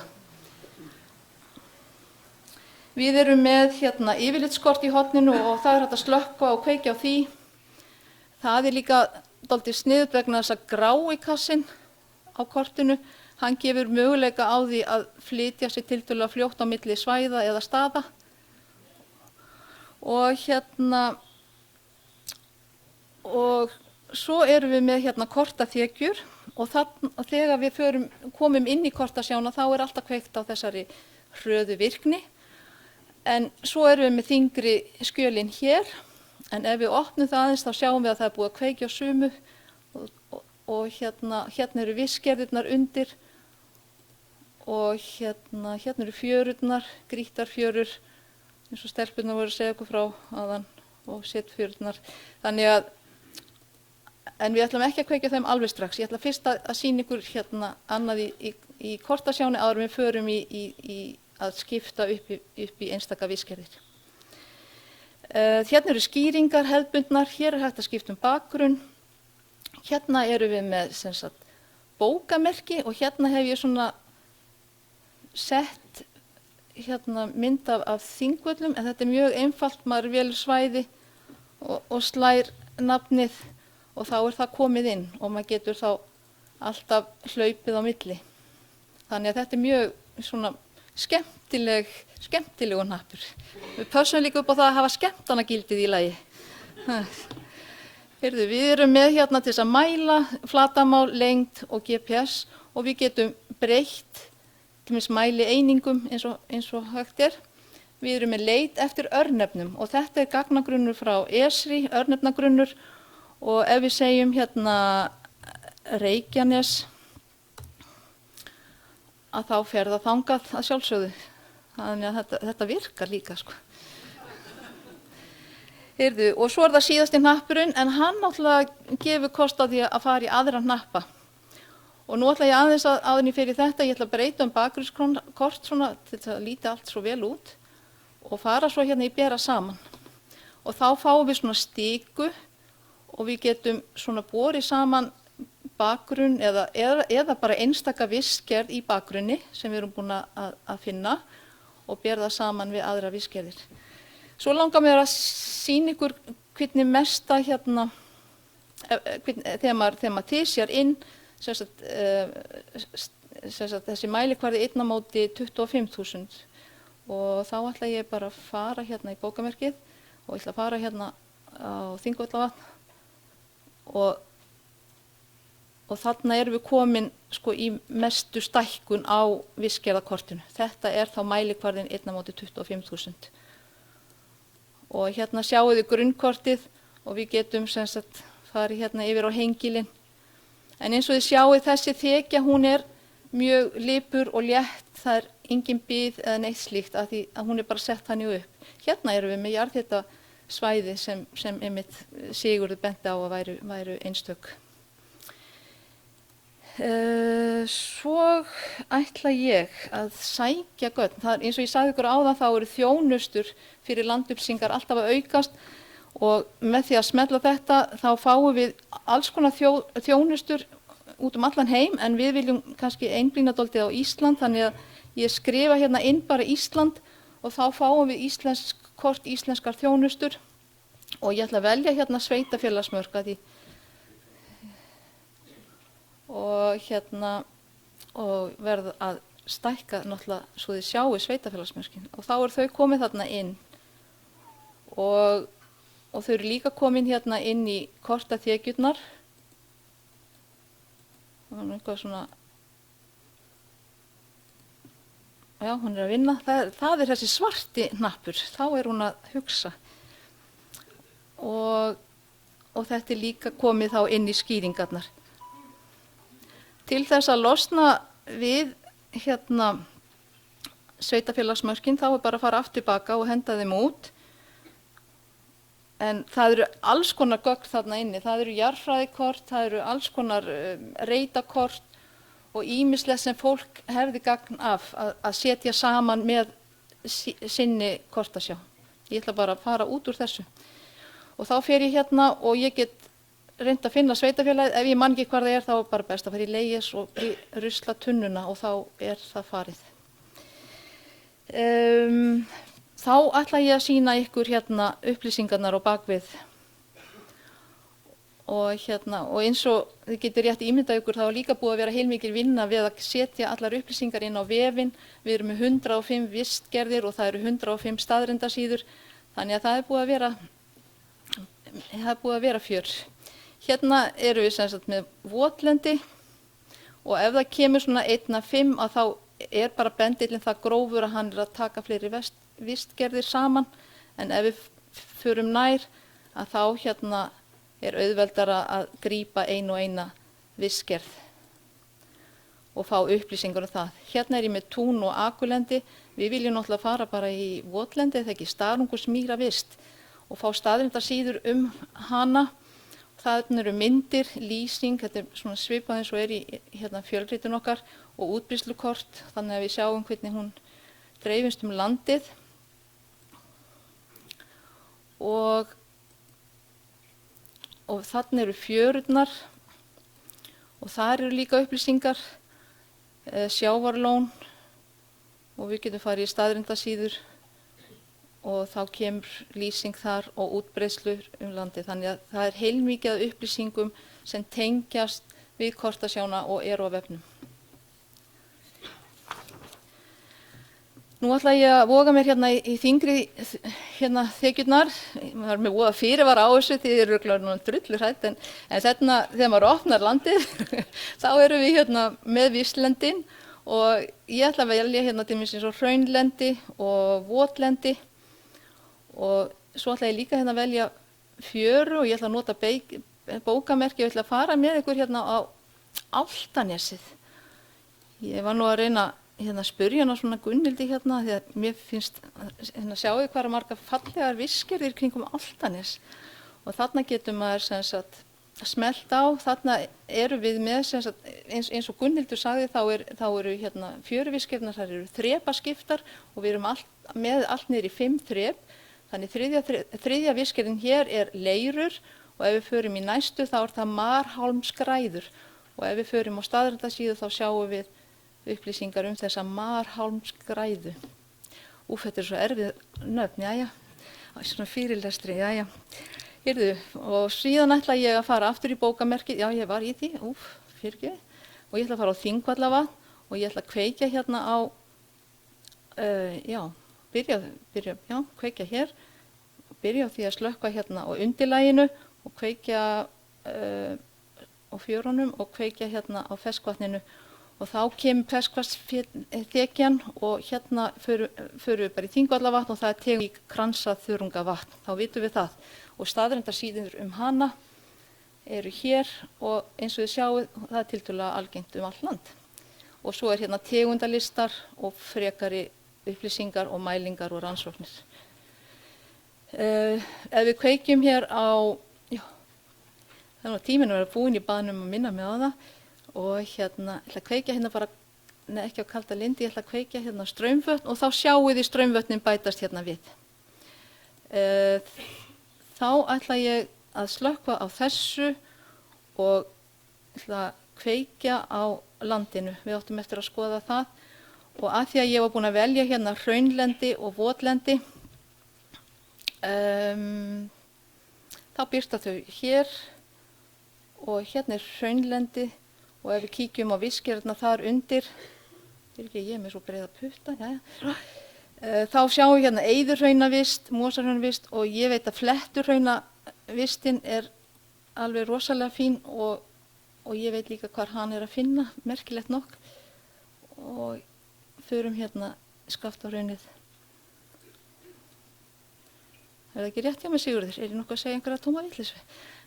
Og þarna kemur hún. Þetta er bakgrunnin ekki góður en við getum skipt hann og þá sjáum við fletturhraunavistina og upplýsingar hana og hvernig hún breiðist út landið.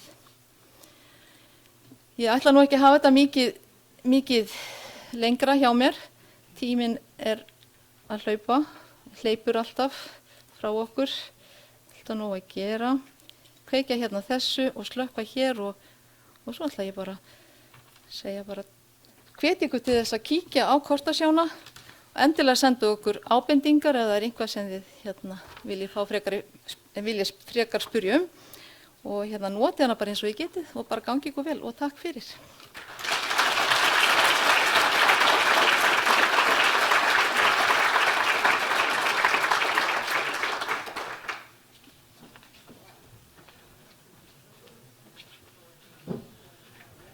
Þakka fyrir þetta, Lovísa.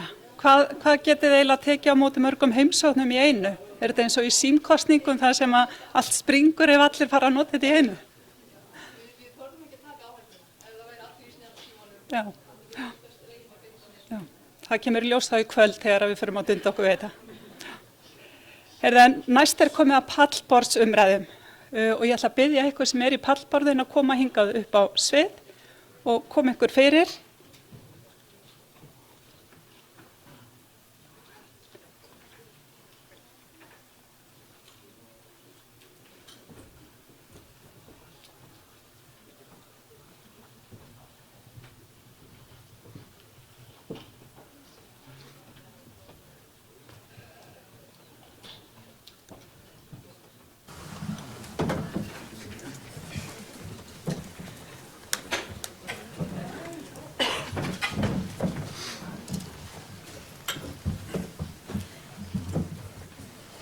Nú eins og ráðherra sagði við okkur hérna áðan, þá þurfti hún að fara frá, en Jón Geir Pétursson, skrifstofustjóri landgæða frá umhverfis- og auðlindaráðuneytinu, hann er hér í pallborði fyrir hennar hönd.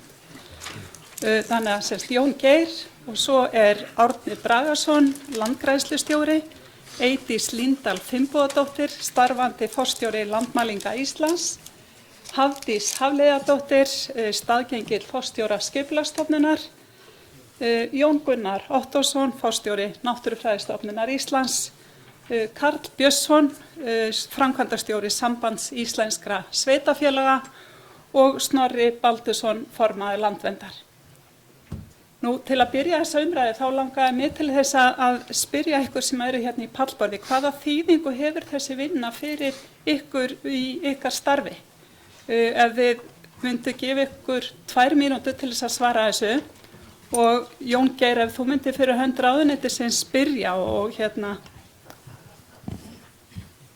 já það þarf náttúrulega að vera þögn í salinu vegna þess að nú ætlum við að hlusta á þau. Takk fyrir. Jón Geir, gjörðu svo vel. Já, kveiki ég, það er kveikt, já. Takk fyrir, já, bara rétt nefna í upphafi að ráðherra hafði ætlað sér að vera hérna í pallborðinu en því miður kom það upp að þurfa að sitja á ríkisstjórnarfundi til að ræða ríkisfjármál þannig að hún er þar, þannig að ég hljópi skarðið fyrir hana. Ég vil byrja því að þakka og óska Náttúrufræðistofnun Íslands innilega til hamingju með þennan stóra áfanga í, já, hvernig ég orða það, bæði í náttúruvísindum og náttúruvernd í landinu.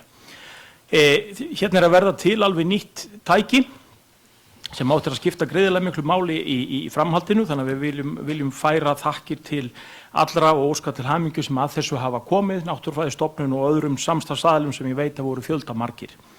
Og ég vil líka nota tækifæri til þess að þakka kærlega fyrir þessar góðu kynningar hérna í dag. Þær voru virkilega góðar, upplýsandi og bæði þessar efniskynningar og eins sú vídd í málinu sem að lauta framsetningunni á þessari vefsjá og öllu því sem að ég held að skipti gríðarlega miklu máli fyrir allt þetta. Þessi vinna sem hefur verið kynnt hérna í dag, hún skiptir á mjög mörgum sviðum mjög miklu máli og ég ætlaði svona rétt að tæpa á nokkrum atriðum sem að auðvitað hluta til hafa komið hér fram í framsögum í dag, en ég ætla svona að hnykkja á því sem að við vildum leggja kannski sérstaka áherslu á, og þá auðvitað fyrsti punkturinn að hér orðin til alveg nýr þekkingargrunnur sem lýsir íslenskri náttúru á skipulegan hátt og til samræmis við það sem alþjóðlega viðurkennt fyrirkomulag. Það skiptir mjög miklu máli að það sé komið í þann búning og gefur okkur líka allt önnur tækifæri til þess að standa við fjöldamargar alþjóðlegar skuldbindingar í umhverfismálum. Ég vil kannski sérstaklega nefna samninginn með líffræðilega fjölbreytni en margt annað sem því tengist. Þannig að þetta kemur okkur eins og ég skil það í raun og veru á par við þau nágrannríki sem við viljum bara helst bera okkur saman við hvað varðar þekkingu á náttúrunni á þennan samræmda hátt. Eins vildi ég nefna að með þessu erum við þó eignast líka miklu betra undirlag fyrir hvers konar ákvarðanatökum vöktun og náttúrunni í framtíðinni og það spilar auðvitað beint inn í það að við lifum á tímum loftslagsbreytinga og þá að verða til með þessari vinnu ákveðið undirlag sem að setur okkur algjörlega á annan stað til þess að skipuleggja það inn í framtíðina. Í öðru lagi vildi ég nefna sérstaklega þessi beinu tengsl þessara vinnu við nýju náttúruverndarlögin.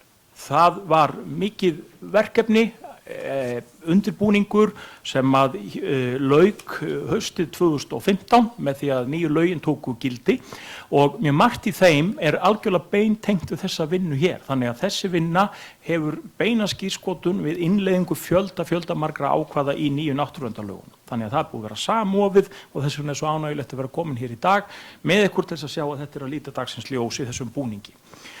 Og þriðji punkturinn sem að tengist því sem við vildum nefna hér þessi þekkingargrunnur sem hérna verða til sem undirlag fyrir hvers konar ákvarðanatöku í samfélaginu á ótalmörgum sviðum, hvort sem það ríkisvald, sveitarfélög eða einstakir framkvæmdaaðilar landnotkun, skipulag og fleiri eins og hér hefur verið nefnt. Við væntumst að þetta leiði af sér bætta ákvarðanatöku, hvað það varðar, og líka aftur hitt að aðgengileiki þessara gagna gerir það líka verkum að fjöldamörg atriði í því ættu þegar við höfum séð bætta ákvarðanatöku þá ættu það líka geta í mörgum tilvikum orðið hagkvæmara. Gögnin eru þó líka hér fyrir, þessar grunnupplýsingar eru skýrar og klárar fyrir þá aðila sem á þeim þurfa að halda. Þannig að fögnum því alveg hreint út frá öllum þessum atriðum sem ég raki hér hvernig þessi vinna komin fram. Ég vildi bara í lokin nefna síðan að nú tekur væntanlega nýr fasi við í þessari vinnu. Bæði að halda áfram að gera þessi gögn sem mest og best aðgengileg öllum sem áþurfa að halda. Nú þarf að reyna á vefsjána, virkar hún eins og hún á að virka því að það skiptir auðvitað geypilegu máli að þessi gögn séu öllum aðgengileg. Ég ímynda mér og veit það að það þarf auðvitað fín pússa ýmislegt í þessu og væntanlega metnaðurinn sá að þetta verði síðan gögn til í enn stærri mælikvarða heldur en við eru hér í dag til þess að nýtist enn betur. Og síðan auðvitað bara hvers konar hagnýtingu í samhengi annarra landnotkunna sem að þarf þó að finna leiðir í hvernig má stilla því betur saman. Þannig að við í umhverfis- og auðlindaráðuneytinu lítum á það sem mikið tilhlökkunarefni að vinna bæði með ykkur hjá Náttúrufræðistofnun og öðrum af þessu núna með þessi gögn í farteskjunum næstu misserum. Takk. Þakka fyrir. Eydís, myndið þú vilja taka við næst? Já, fyrir Landmælingar Íslands þá þetta samstarf sem hefur átt sér stað með að miðla þessum gögnum gífurlega mikilvægt. Þessi gögn eru stórfengleg, myndi ég segja, svona með það sem ég sá hér í dag. Þetta var mjög áhugavert og bara til hamingju Ísland, bara myndi ég segja. Því að það mjög mikill grunnkorta skortur á grunngögnum á Íslandi í dag. Og þetta þá til þess að fylla upp í eitt af þeim stóru skorðum sem hefur verið, en það vantar ennþá að fylla inn í talsvert mikið til þess að við á Íslandi séum alveg sambærileg við okkar nágranna þjóðir og til þess að geta miðlað upplýsingum og á sem sagt, sviði náttúru og sem landupplýsingum. Grunngerð landupplýsinga eru lög, grunngerð stafrænar landupplýsingar, lög sem að Landmælingar Íslands sjá innleiðinguna á og Náttúrufræðistofnun hefur verið að miðla sínum gögnum, meðal annars núna með niðurhali á þessum gögnum og með því að skrifa lýsigögn fyrir sín gögn og hefur í rauninni verið svona á síðustu árum til fyrirmyndar og í rauninni verið svolítið leiðandi meðal annarra ríkisstofnana í því hvernig þeir hafa verið að taka til í sínum grunnum og það kemur bersýnilega í ljós hérna í dag í þessum kynningum, hvernig þeir gera. Það hins vegar afar mikilvægt líka að þær þjónustur, vefþjónustur sem við erum að horfa á hér í korta sjáni þeirra í dag séu líka aðgengilegar inn í aðrar vefþjónustur svo að þær nýtist saman með öðrum gögnum hérna í samfélaginu. Það er orðið miklu meiri notkun á landupplýsingum í dag heldur en var bara fyrir nokkrum árum síðan og það eru sífellt meiri kröfur sem að notendur gera og vilja fá að vita hvar eitthvað hvernig á að komast þangað, hvað að sjá þar og leið þá gefst stjórnvöldum auðvitað tækifæri til þess að nýta slík gögn til þess að ákvarða hvort að við ætlum yfirleitt að hleypa fólki þangað, til dæmis með náttúruvernd í huga eða hvernig við ætlum þá að nýta landið til dæmis með túrisma í huga. Fyrir okkur Landmælingu þá munu þessi gögn nýtast okkur til aðstoðar inn í kortagerðin eins og inn í Kórín kortagerðina sem er þá í minni mælikvarða og þessi gögn sem sagt nýtast þá vonandi fleiri ríkisstofnunum með því að hafa þau aðgengileg og það er nákvæmlega það sem að allar ríkisstofnanir og sveitafélög þurfa að vinna að núna á næstunni. Það er að gera öll sín landupplýsingagögn aðgengileg. Takk fyrir. Karl, hvernig snýr þetta sveitafélögunum? Já, ég vil nú byrjaði að taka undir þakki til Náttúrufræðistofnunar fyrir þetta frábæra verk. Þetta er nú þrekvirki, finnst mér allavega og öllum hérna sem hafa tekið til máls. Sambandi hefur fengið að fylgjast með þessu verkefni eiginlega frá upphafi og fengið kynningu á svona stöðu þess og síðan þegar að leit nú ekki vel útvarandi fjármögnun þess þegar hætti fjárstreymi erlendis frá þá svona reyndum við að beita okkur með Jóni Gunnari og fleirum að fá áframhaldandi fjárveitingar í þetta sem að tókst og við erum mjög ánægð með það því að við náttúrulega sjáum hvað þetta skiptir miklu máli fyrir sveitafélögin og mér finnst svona eins og að Náttúrufræðistofnun sé að skila skattfénu tilbaka til notenda, til fólksins, búin að umbreyta í þetta frábæra verk og svona líta á þetta sem hálfgerða innviða uppbyggingu, bara eiga svona góð gögn sem eru aðgengileg og gjaldfrjáls fyrir alla. Við náttúrulega getum sveitafélögin notað þetta við gerð svæðisskipulag, aðskipulag og haf- og strandskipulag sem er að svona koma upp núna frekar mjög nauðsynlegt.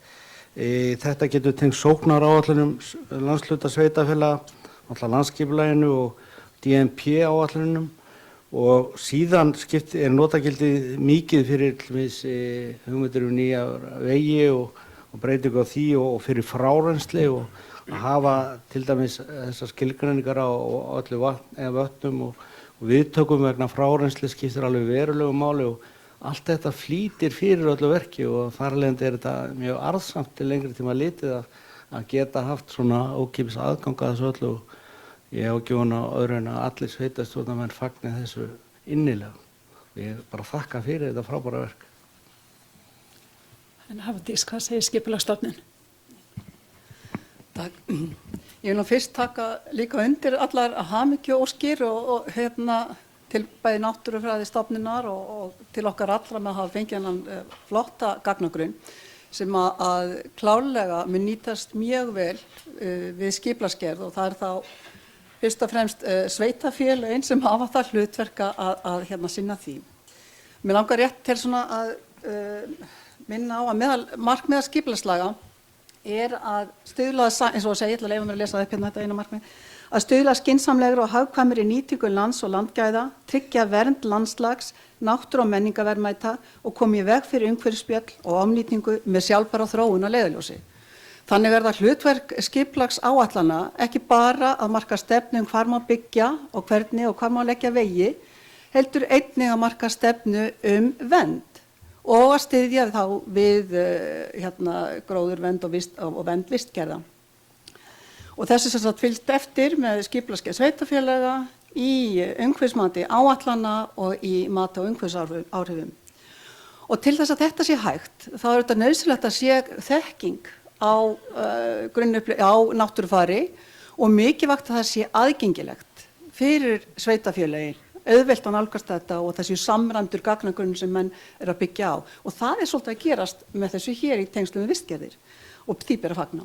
Og mér langar rétt aðeins til í þessu samhengi að vísa til landsskipulagsstefnunnar sem er sett fyrir árin 2015 til 2026 og var samþykkt fyrir réttum ári á Alþingi.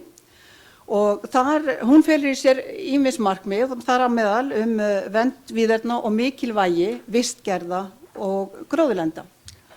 Og í landsskipulagsstefnunni eru leiðbeiningar og tilmæli til sveitarfélagana hvernig þeim ber að fylgja eftir þessari stefnu í aðalskipulagi, svo sem hvað varðar stefnumörkum náttúru og víðerni, sjálfbæra gróðurframvindu, byggð, fallega landslagi og náttúru og skipulag landbúnaðarlands. Þeim er jafnframt ætlað að kanna hvort mögulegt sé að endurheimta náttúrugæði. Og þá er auðvitað, eins og ég sagði það, nauðsynlegt að það sé einhverja grunnupplýsingar fyrir sveitarfélögin að byggja á. Og landslandsgreining og vistgerðarflokkun, hún er ætluð að vera grundvallarforsenda fyrir hvað varðar stefnumörkun þessu viðfangsefni og aðra skipulagsákvarðanir. Mér langar líka rétt aðeins til að nefna annað verkefni sem við teljum að þetta muni hjálpa mjög svo að það er að í landsskipulagsstefnunni og í jarðalögum er því beint til sveitarfélagana að land sem hentar vel til ræktunar verði ekki nýtt eða ráðstafað til annarra nota með óafturkræfum hætti. Og það kallar á nánari stefnumörkun landbúnaðarland en almennt hefur tíðkast í aðalskipulagi. Og til þess að sveitarfélagin geti gert það, þá þurfa það að flokka landbúnaðarland. Og þetta er kveðið bæði í jarðalögum og í landsskipulagsstefnunni. Og vistgerðarflokkunin mun að sjálfsögðu koma vel að notum í því samhengi. Og á sömu forsendum þarf jafnframt stefnumörkun skógrækt að byggja. Það er gert ráð fyrir því að unnin verði leiðbeiningar á vegum umhverfisráðuneytisins í samstarfi við hlutaðeigandastofnanir hvernig að standa að flokkun landbúnaðarlands, en á meðan það liggur ekki fyrir, þá mun þessi vistgerðarflokkun koma á góðum nótum. Þannig að góðar og aðgengilegar upplýsingar náttúru og umhverfi munu stuðla að betri og vandaðri skipulagsgerð og mati á umhverfisáhrifum að okkar mati. Takk fyrir. Liggur þá ekki við að Árni segja okkur næst hvernig þetta snýr að landgræðslunni? Jú, takk fyrir. Jón Gunnar og starfsmenn Náttúrufræðistofnunar hjartanlega til hamingju með þetta. Loksins. Ég minnist þess tíma þegar þetta var rætt á kaffistofunum við Hlemm 99 og 2000. Miklar umræður þessa vinnu og nú sjáum við þetta glæsilega verk. Þetta er vinna sem að klárlega mun nýtast okkur hjá landgræðslunni mjög mikið. Það eru fjölmörg atriði. Ég er búinn að vera að fletta þessari skýrslu undanfarna daga og ég er alltaf að reykast á ný og ný atriði þarna sem að koma sér vel fyrir okkur. Kolefnismælingarnar, við erum að ljúka hjá okkur vinnu þar sem við höfum tekið sýni á 600 reitum á landinu. Samkeyra ykkar gögn með okkar gögnum ef að það tekst með góðum hætti og yfirfæra það á önnur svæði, þá held ég við séum komið með gögn sem að verða finnilega á heimsvísu. Það er eitt. Þegar við skoðum kortlækningarnar, við erum nýbúin að skrifa undir samning við Landssamtök sauðfjárbænda og Landbúnaðarráðuneytið vöktun á gróðurauðlindinni út frá beit. Þetta eru gögn sem að verða algjörlega grunngögn í þeirri vinnu og munu nýtast okkur til þess að geta gert þá vinnu með ásættanlegum hætti. Þetta er stórt verkefni sem við erum að fara í þar sem búið að skipuleggja til næstu 10 ára. Þannig að ég sé fyrir mér mikil samtöl á næstunni það hvernig við getum nýtt gögnin og hvernig við getum unnið saman, því að það er klárt að í þeirri vinnu sem við erum að fara í það verða til gögn sem að munu klárlega nýtast ykkur til þess að styrkja þessi gögn og þá er spurning hvernig það verður kert saman. Margar þær vistgerðir sem lýst er hér, ég var auðvitað að skoða út verndargildi, lágt og hátt, þessar stóru eyðimerkur, metið þið margar hverjar sem lágt verndargildi, þetta eru þau svæði sem við erum að kannski helst að vinna á. Það eru vistgerðir þetta eins og moldir sem að við stefnum að reyna að útrýma. Því að þetta eru vistgerðir þar sem að er að blása úr. Fleira mætti telja í þessu sambandi. Við erum að vinna vörnum gegn landbroti, það tengist straumvatnunum. Það er verið að verja ofta ræktarland og einhver hús, oft á tíðum, eða einhver verðmæti. En það er alveg ljóst að þar er verið að grípa inn í og breyta náttúrulegri þróun sem að líklega mun leiða til þess að margar af þessum verðmætustu vistgerðum í ánum verði til. Þannig að þetta er eitt af því sem að kallar á verulega endurskoðun á vinnubrögðum hjá okkur og markmiðssetningu varðandi þá vinnu. Þannig að það mætti lengi telja í þessum dúr en ég ætla að láta þetta duga. Hjartanlega til hamingju við öll. Snorri, hvað segir Landvernd? Já, takk. Já, bara kæra þakki fyrir að bjóða mér fyrir hönd Landverndar að sitja í þessum fína panel. Og ég tek við undir það sem fram hefur komið hér, óska Náttúrufræðistofnun, öllu starfsfólkinu, Jóni Gunnari og okkur öllum innilega til hamingju með þetta mikla verk.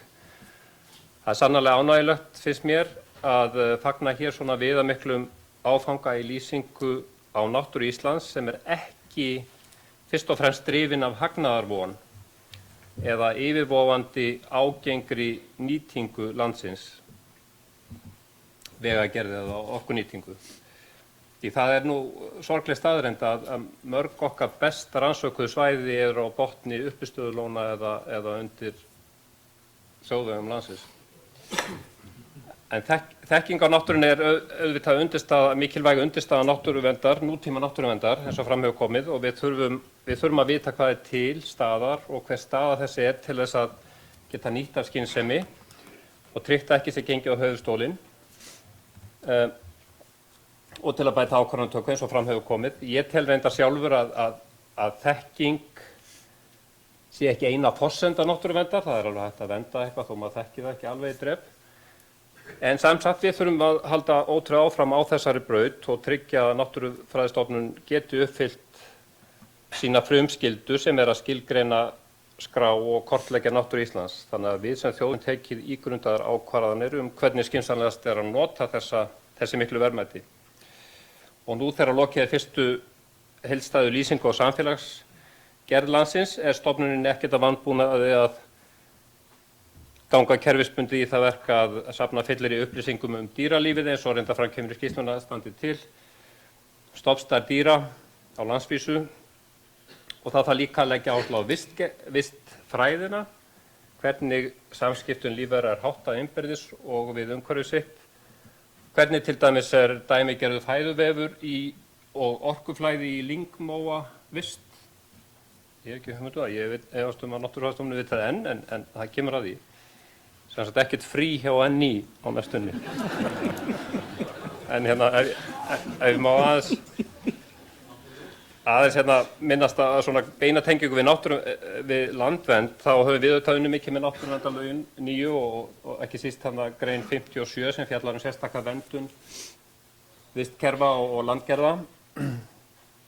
Og í þessari skýrslu er lagt svona bráðabirgðamat tekið fram á vistgerðir, einstakar vistgerðir Og nú bregður svo við að vistgerðir sem áður þóttu stórmerkilegar eins og til dæmis þessi sér íslensku Breiskjuhraun og Gamburmosahraun, Breiskjuhraunavistin sem ég hef haldið lærða fyrirlestra eru allt í einu dottin inn í einhverja allt aðra vistgerð og ekkert lengur merkileg.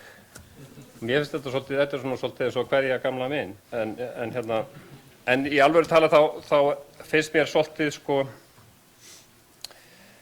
það getur verið svolítið óhæpilegt að þessi vistgerðir sem tengjast eldvirkni, þær eru eiginlega allar metnar með lágt eða miðlungsverndargildi í þessu plaggi, en í náttúruverndarlögum skýrt tekið fram að það ber að vernda, þannig að þetta misræmi gæti valdi kannski hugsanlegum ruglingi. Athafnamenn geta kannski farið að benda á þetta og segja, það ekkert merkilegt við þetta fína hraun hérna, krakkar mínir samkvæmt vistgerðarskýrslu Náttúrufræðistofnunar. En þetta kannski hlutur sem má hugleiða. Takk fyrir mig annars og aftur til hamingju með þetta. Jón, þú kannski svara þessu. Takk hérlega. Já, Jón Gunnar, viltu svara þessu og svo ætla ég eiginlega að segja, sko, ég var eiginlega á annarri skoðun en þú Snorri, nú ætla ég að leggja til, sko, allir starfsmenn Náttúrufræðistofnunar færi mánaðar frí. Þau hlita að þurfa því að halda. Það er bara að loka núna næsta mánuði. Það er bara fyrst í svona mánaðar frí, sko, það er kannar í þetta. Ég nú byrja að taka undir það að það hefur lítið frí hjá NÍ en varðandi þetta sem Snorri er að segja að þá vil ég taka fram sem kemur mjög skýrt fram í skýrslunni að þetta verndagildi sem þar þarna er algjört frummat að ræða og byggt á örfáum viðmiðum og þarna eingöngu verið að horfa til verndagildis hvort það lágt, miðlungs, hátt eða mjög hátt. Þannig að þetta mjög gróft mat.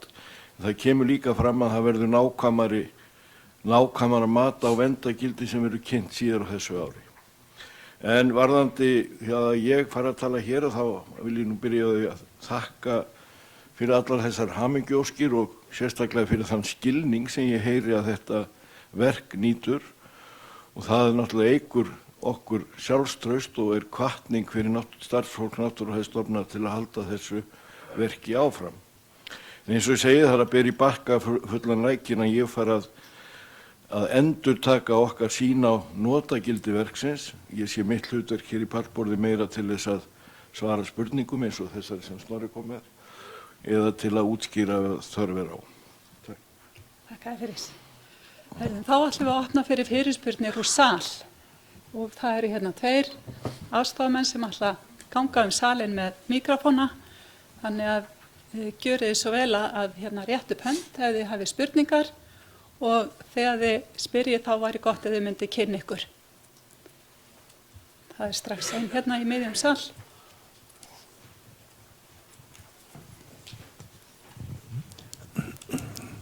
Já, fundarstjóri og háttvirta pallborð, kærar þakkir fyrir þennan dag og allt sem að baki honum býr og liggur. Þetta er stórkostleg hátíðarstund að fá þetta kynnt, þetta verk hér. Hugmyndin landnýtingu liggur auðvitað lengra tilbaka heldur en saga þessa verkefnis. Við minnumst landgræðslu og landnýtingar áætlunar frá árinu 1974. Landgræðslu þátturinn, honum var haldið til haga má segja við sem hætti en landnýtingar þátturinn, hann króknaði vegna þess að svona grunnvinnu vantaði og það bara lýsir inn í hvað þetta er stórbrotið. Nú, ég tek eftir því að í kynningunni að það er gróðurríkið sem að er svona ráðandi grunnur. Það dýraríkið á eftir kannski að koma með skýrari hætti inn en í nafngiftunum er það alltaf það gróðurlöndin sem eru ráðandi. Ég vil hæla mönnum fyrir nafngiftirnar þar sem ég hef heyrt hér mjög frumlegt og ánægilegt að heyra þessa nýyrðasmíð sem að liggur þarna að baki. Athugasemdir ætla ég ekki að færa margar fram. Ég tók eftir því í sambandi við vötnin að það var eiginlega eingöngu á vestanverðu eða yfir á miðhálendi þar sem voru rannsóknir á straumvötnum. Ég hef svona heyrt í spjalli hér vissar skýringar á því en En ég held að það sé nú ekki alveg gildar, það vanti þarna heilmikla vinnu á austanverðu þar sem er mikið af fjölbreyttum vötnum og þetta nú bara eitthvað sem að blasir við þegar maður sé svona kort. Ég held að væri ferðakostnaðurinn sem hefði ráðið kannski, en það kannski aðrar ástæður. Takk fyrir kærlega. Vill ykkur úr pallborði bregðast við hérna? Ég skal svara þessari síðustu spurningu. Það alveg rétt og horfir á þá staði sem að vettvánsvinnan fór fram í ferska vatninu eða í vötnum, bæði stöðuvötnum og straumvötnum, að það var miklu meira vettvánsvinnu á vestanverðu landinu heldur en austan. Skýringin er einföld. Það var þegar þetta var valið, það var tekið ákveðið úrtak út úr miðlunagerðunum sem að við útskýrum ekki mikið hér, en niðurstaðan var þessi, en auðvitað ef að val á milli samskonar vatna nær höfuðborgarsvæðinu, þar sem fólki var að vinna, þá var út af ferðakostnaði farið þangað.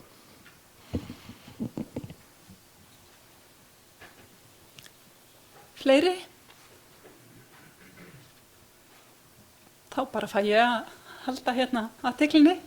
Mér langar að spyrja svolítið, þú komst aðeins inn að það Eydís varðandi ferðamennskuna sem svona mín grein.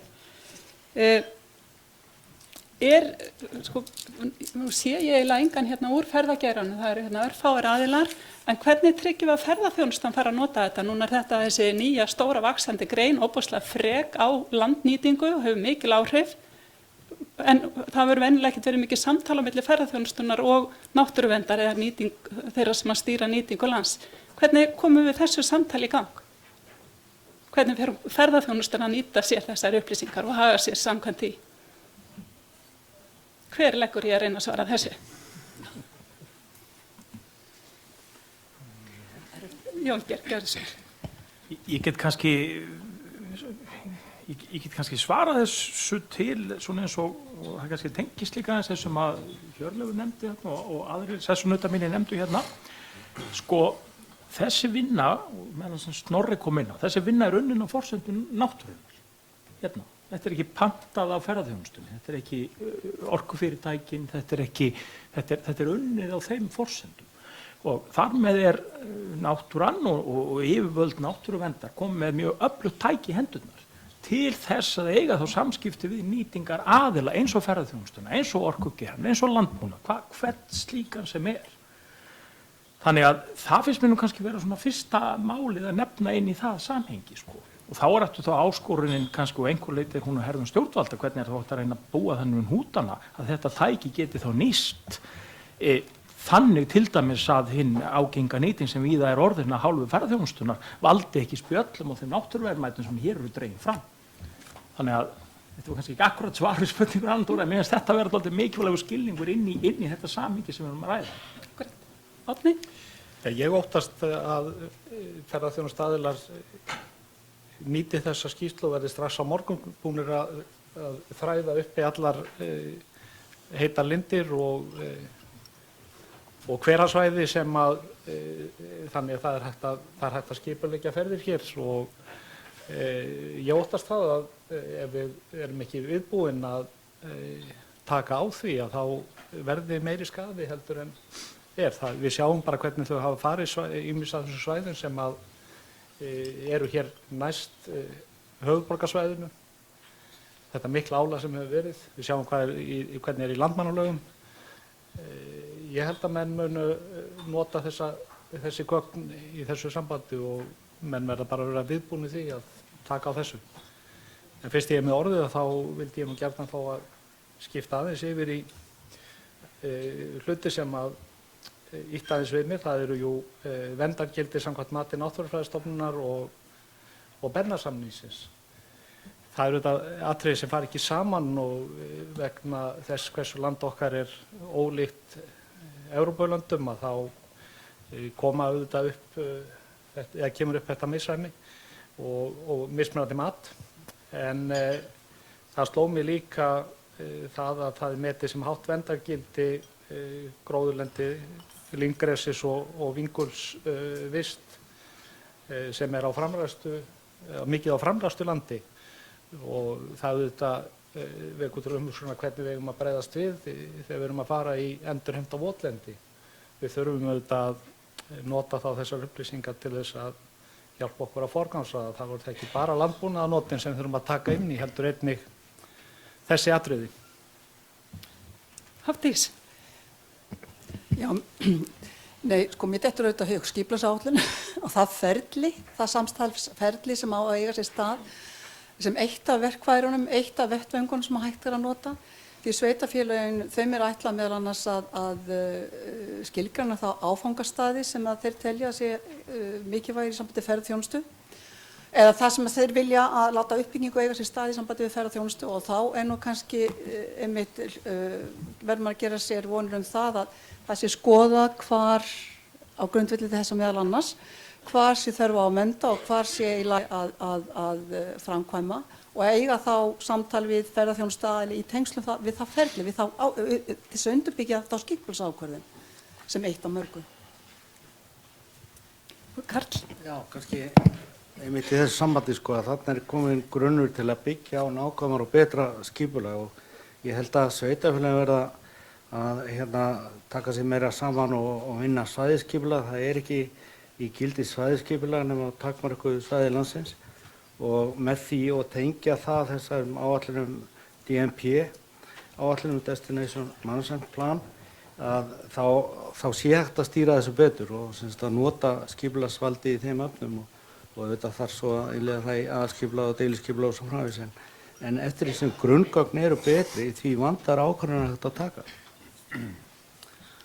Já, varðandi aðeins ferðaþjónustunni líka, þá held ég að við getum aldrei litið fram hjá því að núna til framtíðar þá verður bara meira og meira af upplýsingu sem við komum til með að miðla út, og það er því mikilvægt að hugsa ekki endilega svona gögn sem eitthvað svona sem að megi ekki sýna því að einhver geti allt í einu fara að nota það einhvern veginn öðru heldur en höfum hugsað það, heldur frekar að stjórnvöld reyni að sjá tækifæri sem eru í þessum gögnum í að búa þá til eitthvað alvöru skipulag fyrir allt það sem er skipulagslaust á Íslandi í dag. Og það er meðal annars kannski nýting lands, og þannig að stjórnvöld þurfa væntanlega að vera að skrefi á undan þessum sem að síðan bara boða ferð á Gulstara, Mýrarnar á morgun, eða hvað sem það heita. Þannig þannig er alveg rífandi tækifæri fyrir stefnumörkun stjórnvalda, en leið alveg mjög mikið tækifæri fyrir nýsköpun í þessu landi, vegna þess að þó að við sem hér inni sitjum horfum á þessi gögn með einum hætti og sjáum fyrir okkur náttúruvernd og einhverja sem munu rjúka til að nýta einhver ákveðin svæði, þá kann að vera hér fyrir utan þennan sal mjög mikið af fólki sem sér þetta einhvern veginn allt öðruvísi. Og það er svo mikilvægt við miðlun þessar upplýsinga að það kann að vera endalaust tækifæri sem við sjáum ekki fyrir. Takk fyrir þetta. Við erum með fyrirspurn hérna úr sal. Já, Einar Þorleifsson. Það var ákaflega gaman að taka þátt í þessu verkefni, að labba móa og hraunbreiður og leita fuglum. En ég ætla aðeins að hugsa mér svona hvað verður framhaldið. Nú eru allar þessar virkir það liggja orðin á einhvers konar landslægi og jarðvegi og bergmyndunum. En það er svona veruleg þörf á að gera þegar skrá yfir helstu jarðminjar landsins, og spurningin er, verður þannig að næsta skrefi að skrá jarðminjar og tvinna við virkjaflokkunina? Frá næstu skref, Jón Gunnar. Já, ég fengi þessa spurningu áður. Þetta flokkunarkerfi sem við notum, það beinist fyrst og fremst að lífríki. Þetta UNIS flokkunarkerfi fyrir vistgerðir. Og vistgerðir eru ekki mikið skilgreindar beint út frá jarðfræðinni. En eins og ég hef áður sagt að skráning jarðminja á Íslandi er mjög brýnt verkefni, og maður er gjarnan að horfa til nýrra náttúruverndarlaga sem að setja miklu meiri kvaðir á okkur hvað það varðar. Og ég hef sagt að eitt fyrsta skrefið í að tilnefna svæði á svokölluðan C-hluta náttúruminjaskrár verður að tilnefna jarðminjar, og fyrstu tillögur Náttúrufræðistofnunar þar að lútandi munu líta dagsins ljós á þessu ári. En það er vinna hafin við að búa til skipulegt kerfi til þess að skrá jarðminjar á Íslandi. En mér langar aðeins bara örstutt að svara því sem Árni sagði til að koma í veg fyrir misskilning varðandi friðun eða mat á verndargildi vistgerða í Evrópu og hér á landi, að í lista Bernarsamningsins yfir vistgerði sem þarfnast verndar, að þar ákveðin samnefnari fyrir öll lönd, öll ríki Evrópu. Og það eina krafan sem fylgir því að viðkomandi ríki þar sem að vistgerðin finnst tryggi að hún sé í ásættanlegu ástandi. Ef það kemur til dæmis að brimasömmum sandfjörum, þá held ég við þurfum ekki að hafa miklar áhyggjur og við þurfum ekki að fara að setja þar inn í sérstöku verndarsvæði til að tryggja ásættanlegt ástand. Já, takk. Svo önnur fyrirspurn hérna á sal. Daginn, ég heiti Brynja Davíðsdóttir, vinn sem framkvæmdastjóri Kötlu Geopark á Suðurlandinu. Ég vil þakka kærlega fyrir allt þetta framlag til Íslands.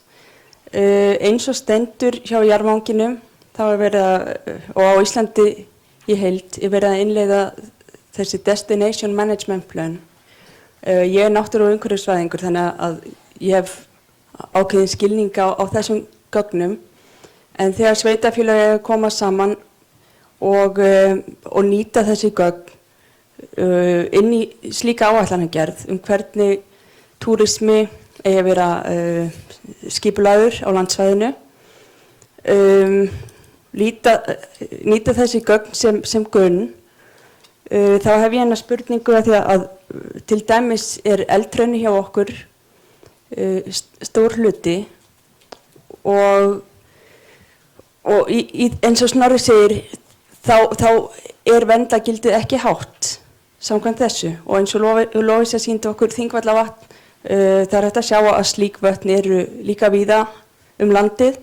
Hvernig eiga sveitarfélög í rauninni að nýta sér þetta skynsamlega? Það það sem brennur svolítið á mér. Karl, vilt þú bregðast við þessu? Ég vonaði að gera það bara skynsamlega, sko, en það spurning hvort að sérfræðingarnir og vísindamennirnir hefur ekki að svara þessu, en þetta alltaf spurningum að ná bara sátt nýtingu lands á grundvelli einhverja upplýstar ákvarðana og skipulags. Jón Gunnar. Þannig bara út af þessu, bara benda á að það kemur líka fram í ritinu að þegar við förum að meta verndargildi með nákvæmari hætti síðar á þessu ári, þá munum við náttúrulega ekki síður horfa til náttúruverndarlaganna og í náttúruverndarlögum að það alveg skýrt tekið yfirlit yfir þær jarðminjar og vistkerfi eins og segir sem eiga að njóta sérstakra verndar og þar eru hraunin og þau lúta það ströngum skilyrðum í 61. grein laganna, þannig að það er í rauninni búið að taka ákvörðun á Alþingi að öll hraun, eldvörp og fleiri slík fyrirbæri njóta sérstakra verndar og hafa hátt verndargildi. Og við munum eftir að horfa til ýmslega slíkra þátta þegar við metum verndargildi einstakra vistgerða. Árni Bragason. Já, í þessu sambandi þá við hittust nokkur aðilar núna fyrir vikunni til þess að ræðum það hvernig hægt væri að sameinast það að skilgreina og reyna að sameinast það hvernig við getum búið til grunn þegar það kemur að því að skipuleggja móttöku ferðamanna. Og það tengist í rauninni beint þessu. Það er spurning tjónnæmi, hversu viðkomandi gróðurlendi er.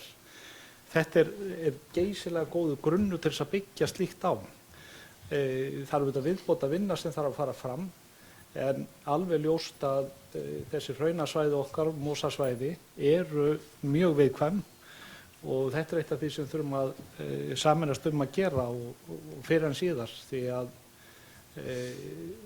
og við getum í rauninni lagt mat á það út frá þessari vinnu Náttúrufræðistofnunar hvar þessi svæði eru nálægt helstu umferðaræðum og verið þá viðbúin og gert ráðstafanir á þessum stöðum. Já, Snorri.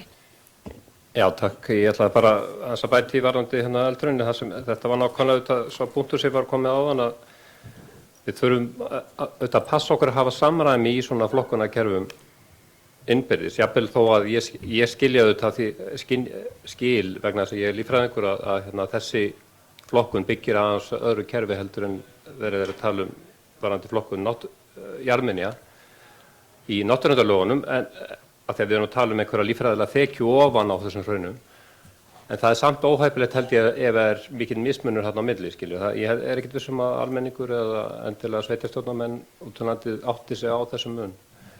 Þess vegna mikilvægt eins og Jón Gunnar kom að þetta verði samræmt á einhvern hátt, þannig að þessar landgerðir fái annaðhvort hátt eða látt verndargildi svolítið periód.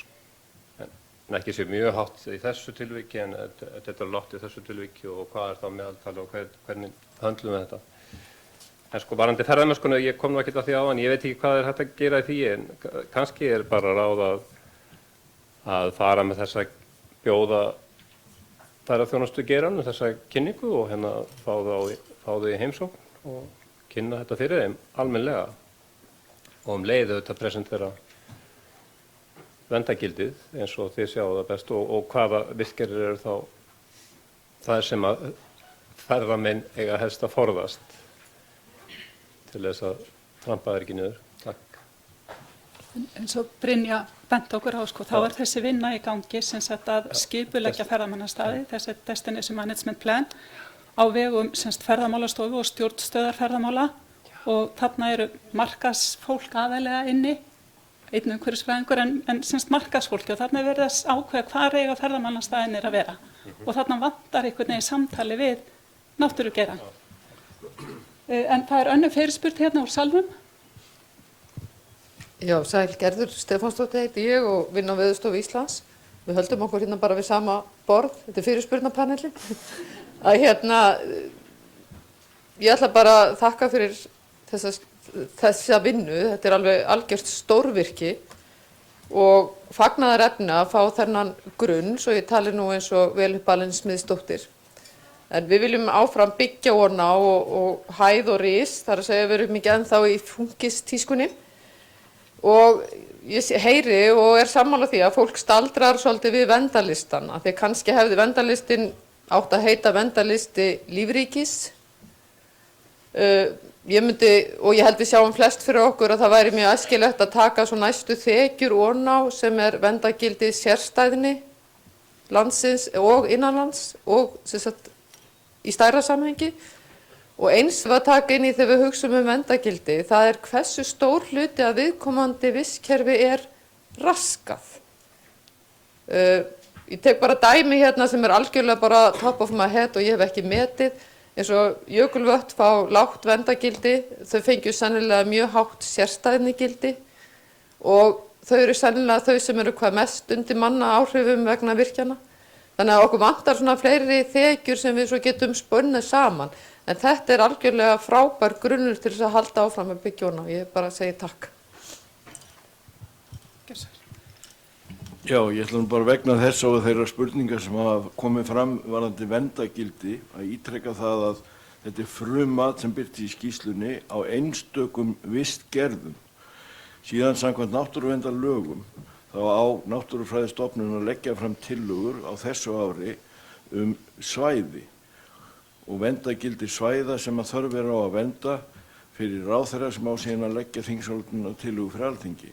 Í því mati þá erum við að horfa til svæða, þá tökum við til einstakra vistgerða, til annarra landgerða og svo framvegis þar sem þú horfir á svæði sjálft og þá leggur við sama margar þekjur, horfir til alþjóðasamninga varðandi viðmið, horfir til miklu fleiri viðmiða varðandi lífríki heldur en það er gert í þessu frummati og þar á meðal vísað í skýrslu Náttúrufræðistofnunar Íslands þegar að verndargildi vistgerða á miðhálendinu var metið sem kom út 2009. Þar er mun ítarlegri mat og mun ítarlegri aðferðafræði heldur en var beitt í þessu frummati. Þannig ég ætla að biðja ykkur að bíða bara aðeins þolinmóð. Það koma tillögur vonandi í haust eða í sumar þar sem að koma tillögur af verndarsvæðum sem byggja meðal annars á þessari vinnu en að tekna tillit til margra annarra þátta svo sem viðmiðina sem er að finna í náttúruverndarlögum og fleiru. Takk. Álfheiður, gjörðu svo vel.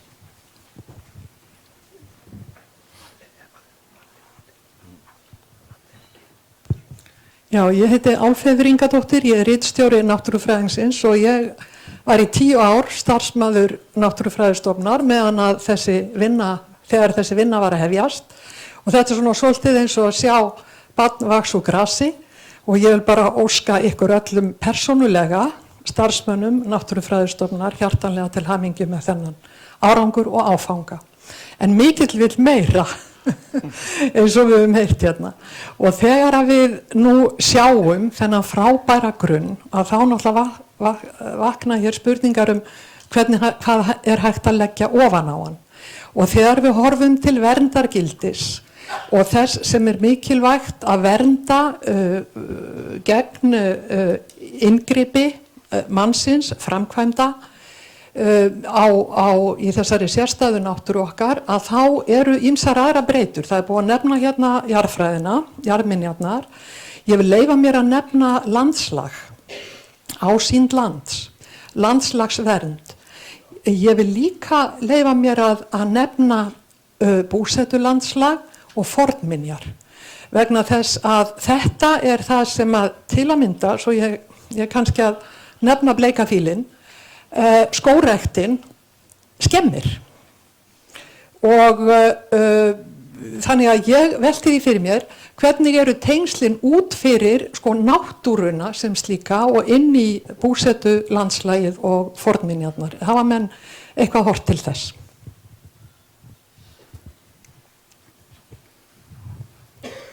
Jón Gunnar, er þetta ekki til þín? Er til mín? Ég held það. Þetta er alveg rétt, en eins og ég segi, þetta rit misgerðirnar og verndargildi þeirra eins og ég er búinn að reyna að segja. Síðan þurfum við að horfa til náttúruverndarlagana sem setja ákveðnar skyldur á okkur varðandi tillögur verndarsvæði og það sem er svokallaði B-hluti náttúruminjaskrár og þetta tengist einnig í þessum svokallaða C-hluta. Ég ætla ekki að útskýra þá hérna. En það var líka sett á laggirnar fagráð til þess að aðstoða Náttúrufræðistofnun við val á þessum svæðum með aðkomu mjög margra og það er á meðal til dæmis forstjóra minjastofnunar og fleiri aðila vegna þess að þá eigum við að taka inn miklu fleiri þætti eins og landslag, eins og fornminjar og fleira. Ég vona að þetta svari spurningunni. Þá er það Kolbrún. Kolbrún Halldórsdóttir heiti ég. Hjartanlega til hamingju Náttúrufræðistofnun Íslands. Maður hálf klökknar, ég segi svona eins og Álfheiður, þetta er búið að vera svona einhvern persónulegt viðfangsefni að fylgjast með framvindu þessara vinnu og það er algjörlega stórkostlegt að vera hérna viðstaddur og sjá þetta lagt hérna út og breytt hér á borð og þessi ánægja sem að skín hér nánast úr hverju andliti er ekki ástæðulausu. Mér langar til að koma inn á eitt atriði sem varðar miðlunina á upplýsingunum. Hér hefur verið rædd miðlunin til ferðamanna og þeirra sem að selja ferðir eða standa í þessum atvinnurekstri. Það er annar punktur í þessu miðlunamáli sem að mér er mjög hugleikinn. Nú hefur íslensk stjórnsýsla fengið gagnrýni á sig fyrir það að vera mjög sílóbaseruð. Og mér langar eiginlega til að ég hef engar sérstakar áhyggjur af stofnununum. Ég veit að stofnanirnar í kerfinu okkar er að tala saman og það kemur í ljós hérna frá fulltrúum skipulagsstofnunar, landmælinga og þess vegna segi ég hef engar sérstakar áhyggjur af því að það miðlist ekki þar en ég hef áhyggjur af stjórnkerfinu þar að segja ráðherrum og ríkisstjórn.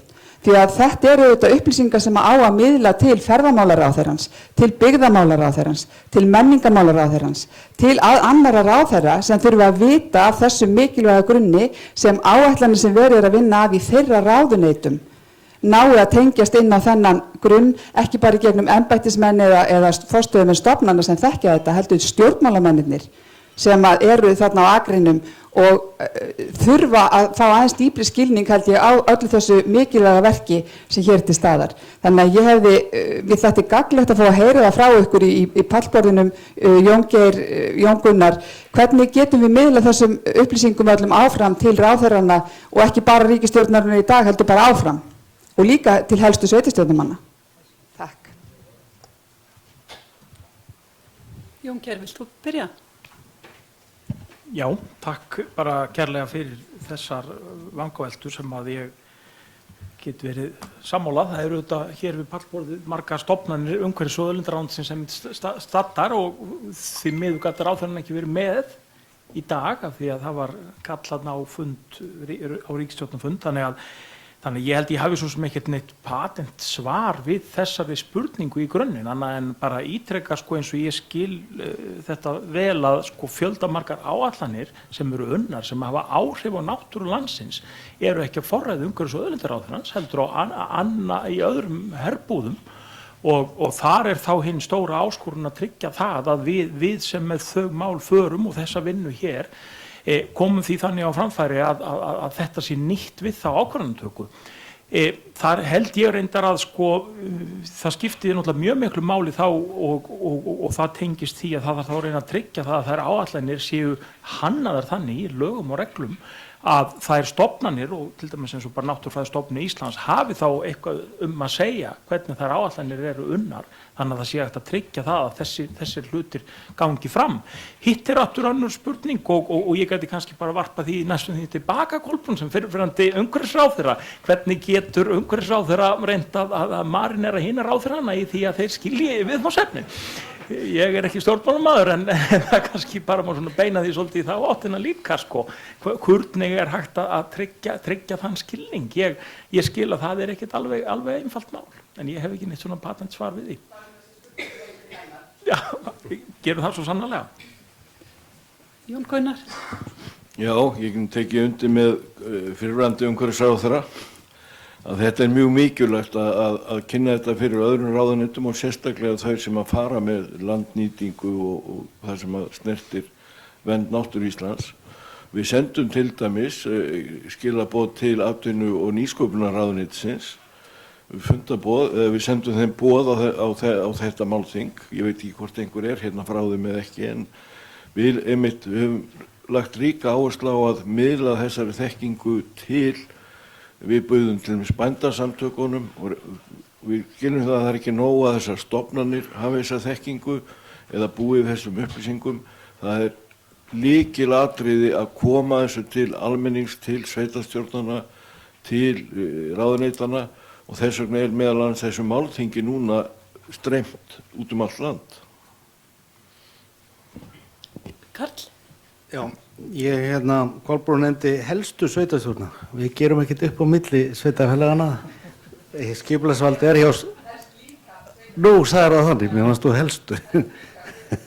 Já, endilega vegna þess að sveitarfélagin fara með skipulagsvaldið og þetta er náttúrulega grunnur eins og við höfum talað að skipulagsvinnu og þau ráða náttúrulega til sín sérfræðinga þegar þeir vinna skipulagi og það eru dregnar saman allar aðgengilegar upplýsingar og nýjar unnar ef þörf er á.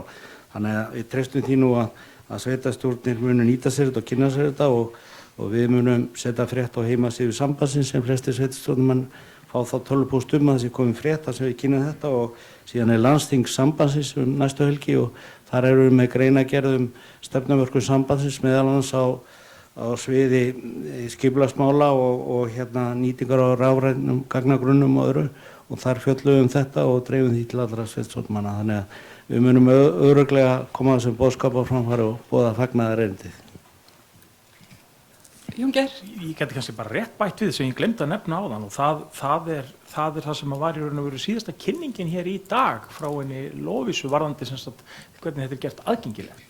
Það er grundvallar atriði líka í mínum huga varðandi það hvernig þessar upplýsingar muni verða hagnýttar í framtíðinni. Þannig að svo vídd í þessu öllu saman er svo óskaplega mikilvæg. Eitt er hinn mikla fagvinna sem liggur en að henni sé miðla. Það er algjört grundvallar atriði. Þá er allavega engin framkvæmdaaðili sem getur borið því við að hann hafi ekki vitað eða haft aðgang að því. Þannig að það er mjög stórt atriði þessu. Jón Gunnar. Bara eitt atriði viðbót, ég vil bara taka fram að við sendum líka upplýsingar þetta málþing og streymið til allra sveitarstjórna á landinu, umhverfisnefnda sveitarstjórnanna. En heima hjá mér var skotið að mér þeirri hugmynd að í staðan fyrir nýjustu tækni og vísindi í RÚV, sem var hér í gamla daga, að þá var ekki vitlaust að vera með eina virkil á viku í kynningu. Snorri. Þú getur líka talað í Gísla Einars og Landan. Þeir myndu örugglega gleypa við þessu. Það er mikið hátt á það. Akkurat. Þegar tími líður og það að verða komið tími til að ljúka þessu málþingi, eitthvað svona brennandi spurning sem ykkur vil koma með í lokin?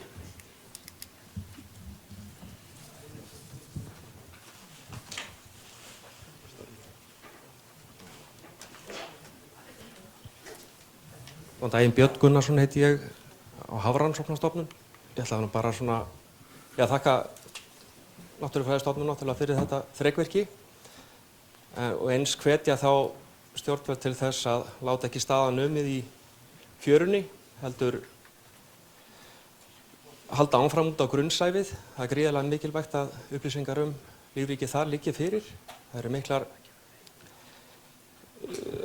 mikil áform uppi eins og sjókvíaeldi fyrir vestan og austan og þetta myndi auðvelda alla ákvarðanatöku ef að svona upplýsingakerfi lægi fyrir.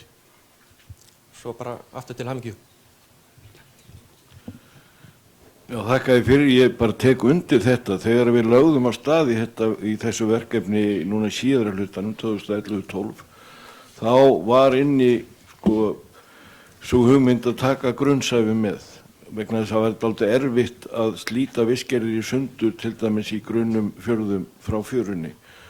Og í þessari svokallari júnisflokkun sem við höfum verið að beita þar er mikil áhersla lögð á grunnsævið.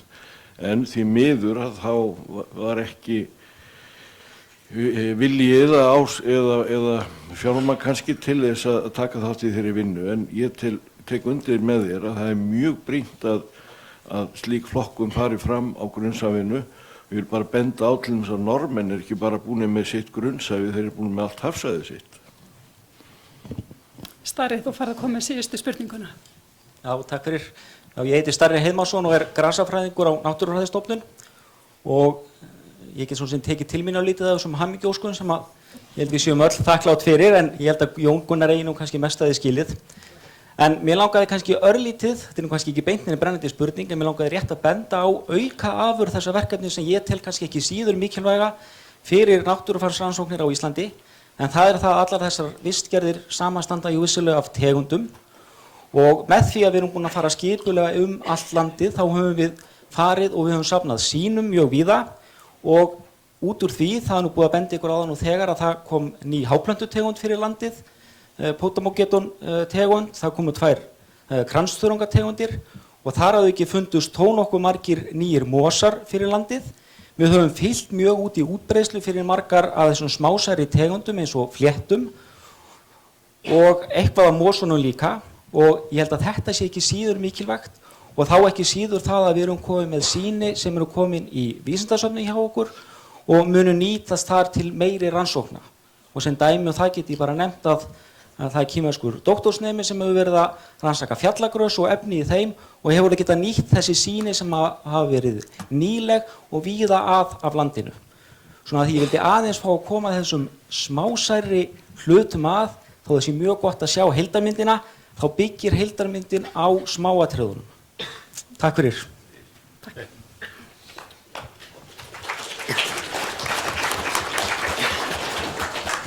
Ég vil þakka ykkur sem að hélduð erindi og ykkur sem tóku þátt í pallborðinu kærlega fyrir upplýsandi umræðu.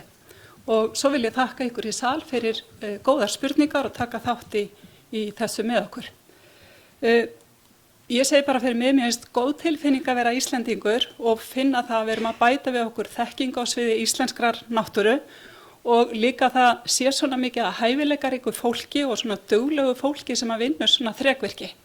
Mér finnst það notaleg tilfinning. Þannig ég óska okkur öllum og tek undir það sem að hér hefur verið sagt til hamingju með þetta stóra verk, þennan áfanga og þá sér í lagi starfsfólki Náttúrufræðistofnunar Íslands og öðrum þeim sem að unnu með þeim að þessu verki. Jón Gunnar Ottosson, forstjóri Náttúrufræðistofnunar Íslands, innilega til hamingju og svo ætla ég að biðja að koma hérna upp og slíta málþinginu. Já, þakka þér fyrir Anna Dóra. Ég nú byrjaði að þakka ykkur öllum fyrir mætinguna því að hún vonum framar og ég vil líka þakka þeim sem að fylgjast með okkur á YouTube eða þessum samfélagsmiðli sem að streymt á. En ég vil líka þakka ykkur fyrir hamingjóskirnar og ég vil þakka sérstaklega fyrir þann mikla skilning sem að ég finn að verkið nýtur.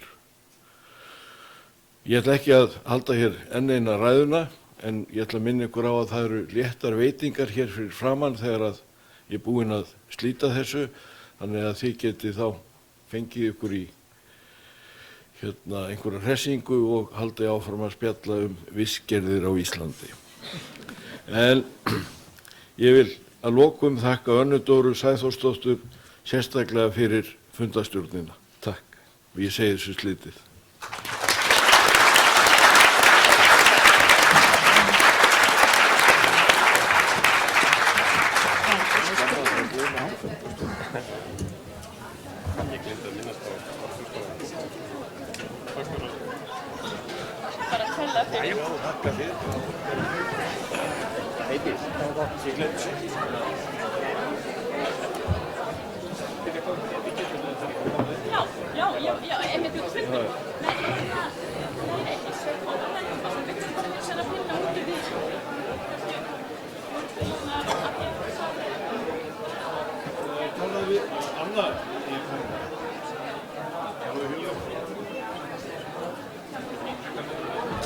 Hamingju með þetta. Já. Ég ætla að gefa þér. Ég ætla einmitt að koma með eitt eintak hérna. Við þurfum svona landið við Kolbeinn. Já. Eftir þess að spæla hana aðeins, langar með áriðir hérna.